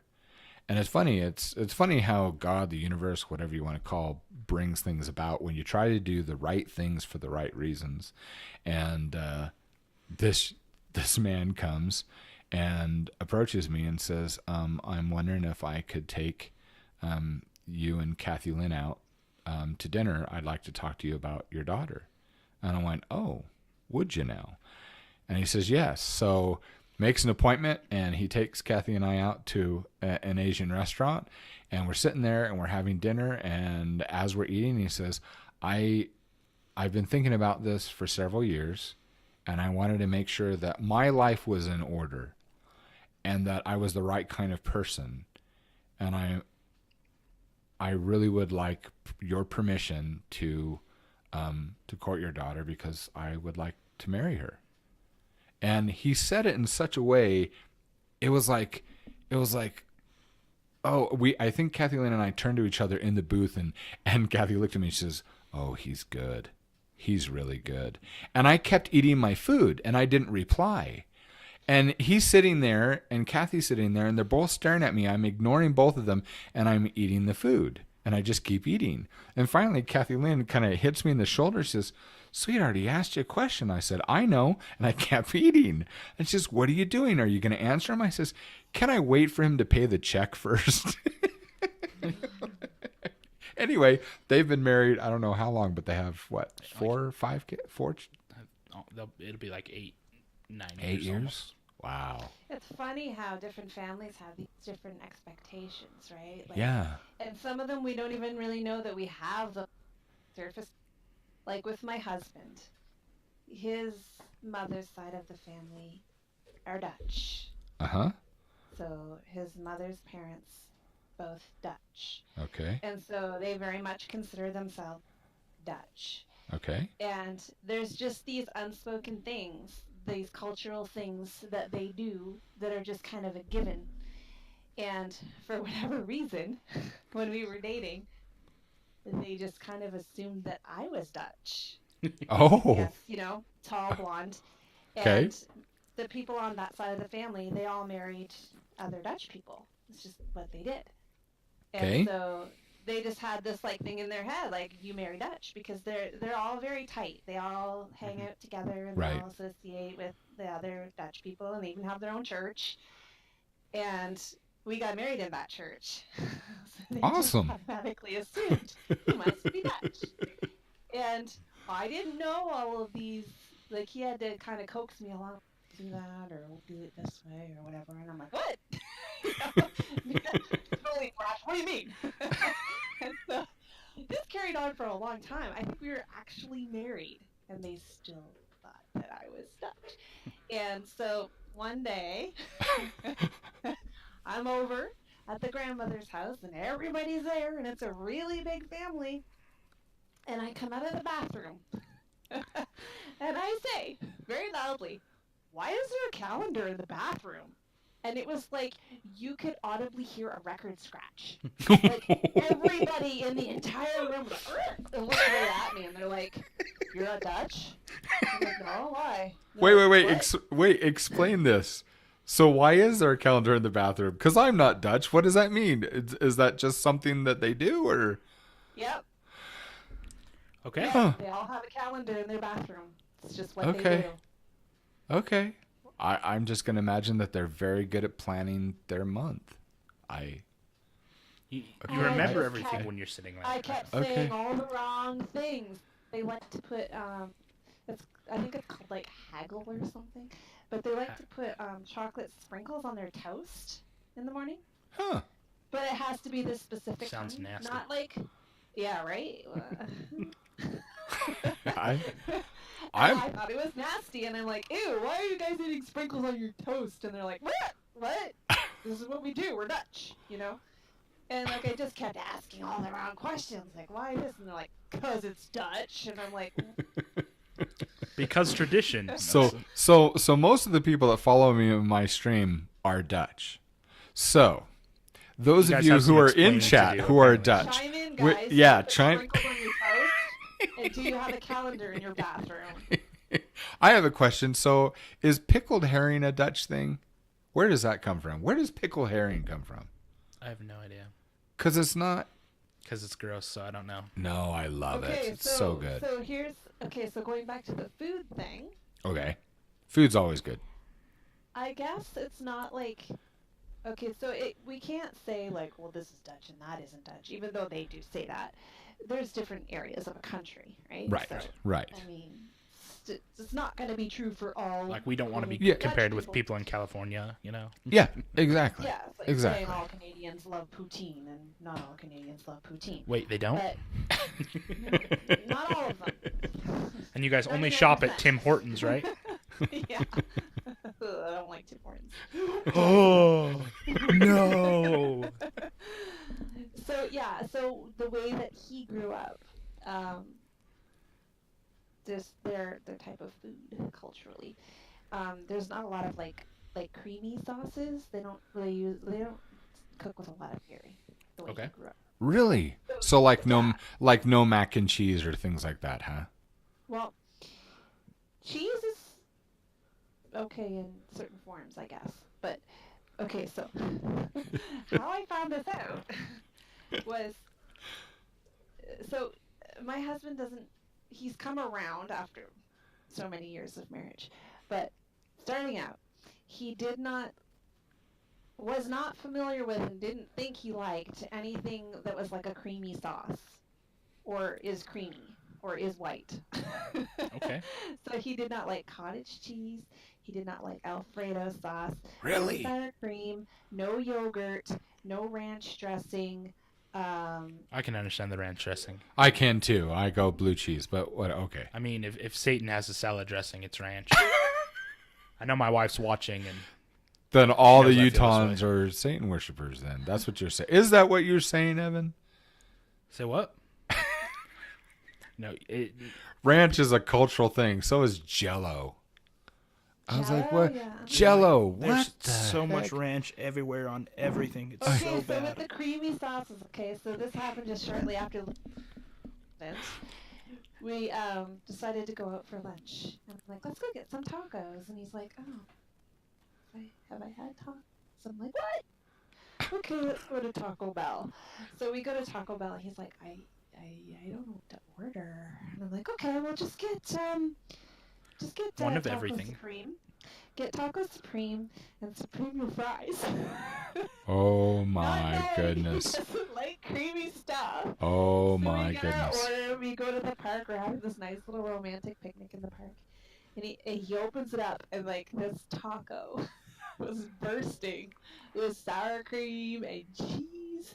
It was like this the creamy cheese sauce all over the French fries, and it was like a nightmare to him. He's just like, oh my gosh, and he doesn't want to say anything because like I told him to order it. He's trying to like struggle through this meal. He's like gagging on it, but like hiding it, and I'm like, oh my gosh, no, he really is a slow eater.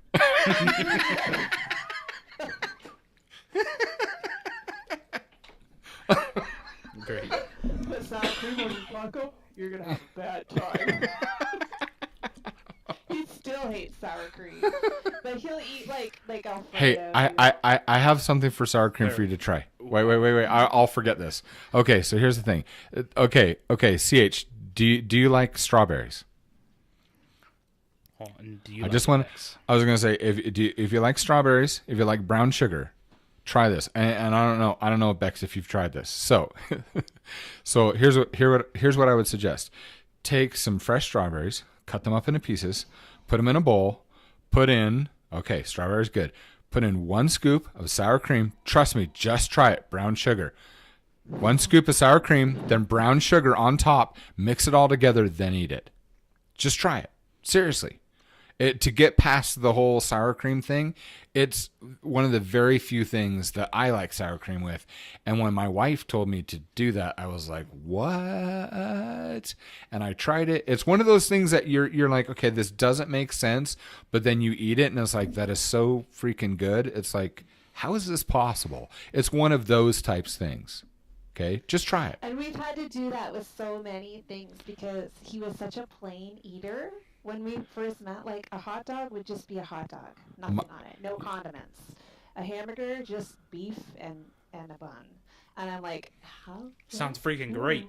There's a woman out there that you don't even know about. It's like, well, see, it's like my wife. Even though my wife is a phenomenal cook, but it was the Mormon culture that is kind of. It's they have their set things that they do, and here I come. I'm from California. My dad's own restaurants. My dad's a chef, and he gets to know Kathy Lynn. Spends time having her in the kitchen while he's doing stuff, and her mind just gets opened, and it's kind of like she went creative crazy. And she used to experiment on me. I mean, from the time that Evan was born, all through our marriage, she's like, I found this recipe to this, and I mean, even her mistakes are like, that's one of the best things I've ever eaten in my life. She's like, I thought it was horrible. I want to try it this way or that way. I was like, hey, you try it whatever way you want. You just make sure that I'm the test subject. That's how I look at it. So, yeah, I know, sour cream, no. But just try it, CH. Just try it. Try it once. Just try. Or at least, I don't know. You don't have a thing against sour cream then, Bex, right? So you were just having him do it. I'm like the condiment queen. Like I grew up with my dad would just like start unloading the fridge every meal. Like our table just be covered in condiments. And it was so funny. It was so funny to watch him. He's no longer with us, but he would sit down at the table and he would start just like one bottle after the other. He'd just be shaking it all over his food the whole time. He'd be going, thank Jesus. He just really, really loved food. He really loved sauces. I love people like that. Oh, thank you, Jesus. Food was an event for him. Good for him. I know. It's a nightmare for my husband. He's just like, oh my gosh, why? I remember him saying to me, like, why is there so many sauces? Like, what do you mean? Okay, so my wife comes from a household of the food tends to be fairly plain as well. At one point, my brother-in-law looks at his mother, my mother-in-law, and he goes, Mom, you'd make a great prison cook. And that's the family my wife comes from. And my wife's a fantastic cook. And tons of variety and stuff. But when we first got married, and she was kind of intimidated with my family and all the different dishes and the variety and stuff. And she's like, yeah, my family kind of had just this like set cookbook and everything came from that. And it was interesting. Pretty much. And then she started experimenting, and our house is just It's just amazing. Well, all of us like experimenting things. Evan's become phenomenal. He looks things up and then tries things out. You can smell it coming up from the apartment downstairs, and you're Well, like, part of it. what is he doing? And then he's like, here, Dad, try this. It's like, that tastes really good. Good. Do you have any extra? No. I just wanted you to try it. You. Just wanted to tease you. Yeah. I'm a really, I cook with a lot of spice. I Oh, like hot us food. too. Okay. Okay. All right. Now you and Evan have to talk now, because So- that's the one thing in our house. We have like a whole pantry dedicated to hot sauces. We do too. My 2-year-old too. will eat for a while there. I think it was, who was it? Was it Simon? Was it Winnie? I think it was Winnie. My youngest daughter. She wouldn't eat eggs. She's 2 years old. She wouldn't eat eggs unless you put hot Tabasco sauce on her eggs. Yeah, it's we just- started our kids right from babies on. See, food. the thing But about I hot forget foods. that other people can't necessarily handle that. Yeah. And I remember one time my son's friend came over for dinner, and I'm like, I know, like, because I know his mom, we're friends, and I know that they don't, like, they're not super experimental when they're cooking, and they like rather bland food. And I'm like, okay, so I don't want to shock this kid. Like, I was making spaghetti, and I tend to make it, I put like jalapenos and stuff in it. Of I'm course. like, okay, we gotta tone this down for this kid. I love that. Of course. So I'm like, come here, taste this, and tell me if it's too spicy for you. I don't want to burn your mouth. He's like, okay. So he comes over and he tastes it. He's like, that's really tasty. And I'm like thinking, like, yeah, see, that's what food tastes like. So he sits down to dinner with us and he starts digging in, but then it kicks in. And his face went red, and he's like, oh. I don't mean to be a pain or anything, but you guys have any milk? I'm like, yeah, sure. So I pour him this big glass of milk, and he's just chugging it. And then he's like, that's, oh, my mouth, it's really hot. Can I have some more milk? I'm like, actually, I'm sorry, bud, we're out of milk. He's like, do you have any cream? So I gave him a glass of cream, and he chugged that down too. And I'm like, dude, you don't have to eat it. It's obviously too spicy for you. See, So I had to call his mom and say, like, I'm sorry, your son drank a full cup of 18% cream because I burned his mouth. And I've melted his tongue. He has never come over for dinner since. And he must have heard it. See, I like spicy foods to a extreme degree. Like, so I can't eat spicy foods anymore because I turned my stomach acid volatile, more or less, and I actually built up scar tissue in my esophagus because my stomach acid was so volatile it was damaging my system. Because my absolute favorite was this habanero hot sauce. And generally, I don't like hot sauces because they're a lot of vinegar, and they've got like vinegar and sugar and some other stuff. And this is just like aged blended up habanero peppers, and I put it on everything, and I tell people it's fantastic. The brown one? The brown. Ooh, wow. And I'm like, it's fantastic. Just don't let it touch your lips. It's true. And I do. I love it. And I would put like a drop or two in the food. My wife would go to eat something, and she'd just look at me. Her eyes would go wide, like, "Did you put the habanero in this?" I did. I was like, but I can't really taste it, so I was going to put some more in, and steam's coming out of her ears. And she's chugging milk or something. I mean, just last night, I'm cooking something. I'm thinking, I'm just going to add a little bit of peppers to it. Anyway, and she looks up at me, and her eyes are watering. She's like, "Is there peppers in that?" She goes, "I can barely breathe in here." I'm like, no, I don't think there are. Oh wait, I guess a little bit. A little bit being very relative when you speak with him. But yeah, I enjoy spicy food too.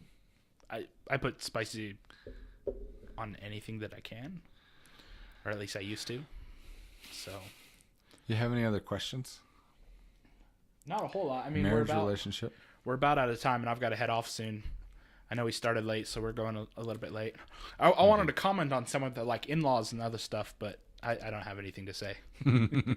So it was nice that you guys had it, because you kind of talked about asking permission. Mm-hmm. I did. I got told no. Yeah. You know, and you know, none of her family showed up to the wedding. You know, it was completely our family, my family. But sad. I mean, we're great friends now, and they're good people. They really didn't like me, and she had lots of people, lots of attention from other guys and things like that. And they're like, "You're gonna pick him?" Yeah, and they're pretty upset about it. But Oh, her family's glad about it now. oh yeah, and they love me now. We get along great now. Yep.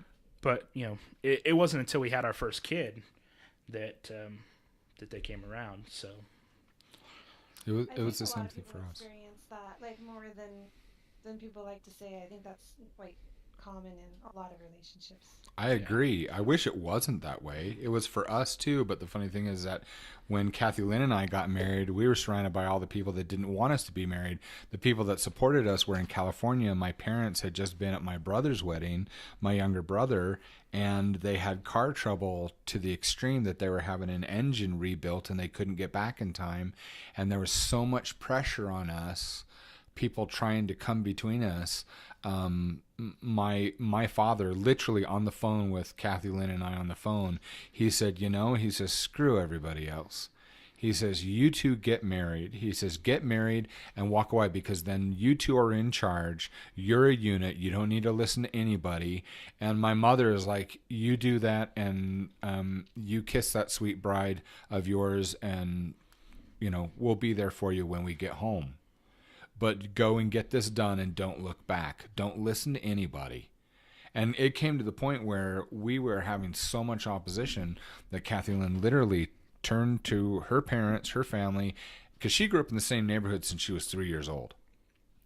I'm like the evil one from California that shows up. And she just literally said she had had enough. And she says, I'm getting married Wednesday night at 7 o'clock. Show up or not, it doesn't matter, but I'm moving out 7 o'clock on Wednesday. And she did. And people showed up, and the hard thing is that our wedding was a very begrudging thing on just about everyone else's part. And so it's like being surrounded by a bunch of jackals or a bunch of wolves. And I don't know. I actually, to this day, I don't think I ever asked my wife how she felt about that, because it just seemed like everyone's face was just of disappointment. I think the only ones that we actually had of calming or love were her friends from her age, because they knew that she was marrying who she loved, and they love her, and I got along with her friends too. But it was all the grown-ups that we were seeking their approval and seeking we wanted their support, and we just, other than my parents, we didn't have it. And it wasn't when Cecily was born, it was when Evan was born that my father-in-law started talking to me again. It was bringing a grandson into the world, and that Samoan just cracked. And we just got along famously after that. So yeah, I think it's kind of I think it was kind of that way for us too. It was really hard with my husband's parents at first. They didn't really want to get to know me, I guess. And when we had our daughter, things kind of changed a little bit, because girl. Yeah. Well, yep. They have 3 boys. Yeah. Yeah. That happens. And on the comment from CH, he says, Bex's dad and I were super close. Bex's mom and I tolerate each other now, and he laughs. But it's funny because I knew that Kathy's mom tolerated me. Okay, so I can totally understand it and sympathize, empathize. I'm with you, CH. And it's funny because my mother in 2004 died in a horrible car accident. And my mom was the center of our whole family's universe. Even all of our plans in the future that we had, even Kathy's plans, they revolved around my mom. She was just the heart and soul of this family. And it was funny is that I can't remember how long we'd been married, but it was after my mom died. And I remember going to Tammy, Kathy's mom, and I got her alone in the kitchen. There was no one upstairs in her house. And I asked her, and I said, Mom, can I ask you a question? She said, sure. I said, do you love me? And she's like, well, what do you mean? I says, I just want to know, do you love me? And she says, of course I love you. And I says, specifically, Tammy, I said, I know that you tolerate me and maybe even love me because I'm married to your daughter and I'm the father of all of your grandchildren at this point. I says, what I want to know is, do you love me just for me? And that question hit her so hard she just started crying. She's a very short lady. She like comes up to my shoulder, and she comes up to me and she just slaps her hand. She's not a huggy feely person. She slaps her hands over my cheek and pulls me down. She kisses me on the cheek. She says, I love you just for you. And I says, I'm glad, because you're the only mom I got left. And we've been close ever since from there. But sometimes you just you got to have those moments to clarify. Yeah, absolutely. And sometimes those moments come out of the strangest situations. They really do.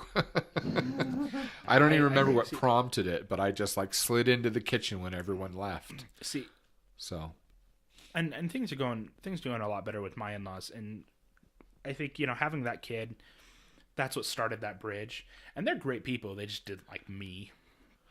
They didn't know you, to be fair. Yeah. They just didn't know you, and they weren't willing to give you that chance at this point. But now... And that's usually where it comes from. Yeah. They just don't give you the chance to get to know you. Yeah.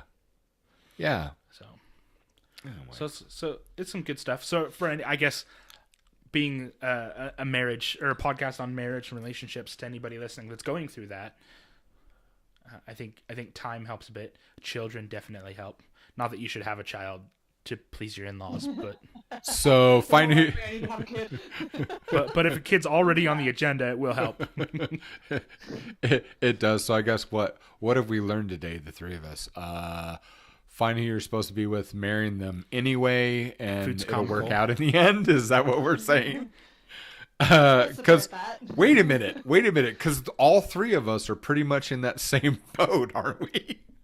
We are. We're in that same boat. I mean, did you have opposition, Bex, or? Oh yeah. Oh wow, it's funny. There's actually a saying in my family on the Buckley side that is, and literally it's in every case, anyone who has ever married a Buckley man has had to fight to get into the family, and I mean that. It's crazy. Yeah. So. But it's funny because now, like years later, my husband's family will see us together, and they'll see how in love we are. Uh-huh. And we've actually gotten a lot of compliments on that. Like, you guys are so together. Like, you guys look like you're so in love even after all these years. And it just takes time to prove it to people. Yep. Yeah. I think that's the big thing on my side, is that they're like, wait, we didn't even think the marriage would last, and oh, you had a child, and what really broke is my mother-in-law came to visit. My son was in the hospital, and we asked her, or she asked if she could come down. We asked her to bring our daughter, who was staying with my parents at the time, and I was just playing with her in the hospital room because I hadn't seen her in a day, and my mother-in-law's just watching me, and she's like, "You interact with your child? You play with her?" And I kind of looked at her like, "Well, duh." Like, this is my child. I love my child. I love my child more than anything. And she's like, "I'm so happy to hear that. I was so worried." I was like, "Is that what you thought of me?" Yeah. Yeah. But I think that was the turning point. Huh. I just feel blessed. I really do. I feel blessed for. I can remember life before I met my wife, and I don't care what we have to go through. I'm glad that I'm with her, that we're together. So I tell young men, in fact I just tell everybody, I said, you can say I love you, and your spouse can say I love you back, but the question that I frequently ask my wife is, but do you like me today? Mm-hmm. And when she grabs me and kisses me and smiles and says, "Oh, I so like you," then I know things are really good. So we say that all the time too. Do you? Yeah, we do. I'll give my husband a hug and I'll say, "I really like you," and then he'll say, I really like you too. And it's sincere. Like, we're just, Yeah. commenting that, of course I love you. I'm married to you. But I like you. Thank I like you. hanging out I love with that. you. It's I Thank like you being for- your friend. Thank you for bringing that out. I used to tell people just at church. I've been known for this for a long time. As I would tell people over the pulpit, I says, look, I'm required by the gospel of Jesus Christ to love everybody. I don't have to like nobody. I don't. I'm not required He's to also like known for that double anyone. negative. Yeah, I'm not. I don't have to like nobody. But I don't, because liking is so personal. Liking, like friendship and all that, it's saying I know dirt about you and I choose you anyway, and that's a serious thing. So when I know my wife has to deal with a lot of stuff, and I'm rough around the edges. I get that, but she likes me and she works with me, and I'm grateful. I'm a better person because of my relationship with my wife. She is definitely the water to my fire and helps. Frankly, I think that the rest of the world is probably grateful that she's married to me too, because I'm less of a butthead because of her. So anything else that gets past, I'll own it. But if I'm good, it's usually because I've been tempered by my wife, and she helps me to see perspectives, because when she comes up and says sweetheart, I can be almost in a rage, and she can put her hand on my chest, and it just leaves me. I don't have a choice. It just flows out of me. And she says, have you considered it from this point of view? Oh, I didn't think of it that way. Thank you for bringing that up, sweetheart. So anyway, I think women are wonderful. Thank you, Bex, for being sweet. And CH is a very lucky man, and you're a very lucky woman, and I'm happy for both of you. And I'm glad you came to our show. We'll have to do this again, especially when we can master the sound issues. Yeah, very, very happy to be here. Thank you for having me. I hope you enjoyed yourself. Very much. Good. I'm glad. Any? Did you have any closing statements, Evan, Nope. or anything like Nope, that? I'm- All right. I'm Well, good. thank you all for showing up, for hanging out, and I mean, we didn't. Were there any questions? I did not see a single question that got Okay. asked. No, I don't. Let's see. Looking up. Nope, not a single question that I can see. Apparently, everyone is in a superb relationship. Yes, the world is filled with happiness and joy. Okay, well, thank you guys so much. And for those who on Patreon, thank you so much for supporting us and being our patrons. And if you get a chance, I'd like you guys to come over to Twitch and look up Retroactivebex. Our friend Bex from Canada. Her stream is delightful. She streams in the morning, and is usually very comical conversations going on. And Thank you very much. it's delightful, and she's an extremely talented creative, because it's not just artwork but her sculptures and even the purple baby, which is what got me to stop. So you guys have Baby babies. you guys have a wonderful day, and what are we doing tomorrow? What is tomorrow? Today's Wednesday, yeah? I think balancing like work. Work I think it's balancing like work and life. work life, just kind of Okay. the whole bit. All right, so we're going to do this again tomorrow, and tomorrow is just going to be Evan and I, yeah? Yeah, we don't have a guest for tomorrow. So thank you so much for being here. Again, thank you, Bex. I sure enjoyed having you here. And we will talk to all of you later. Have a wonderful day.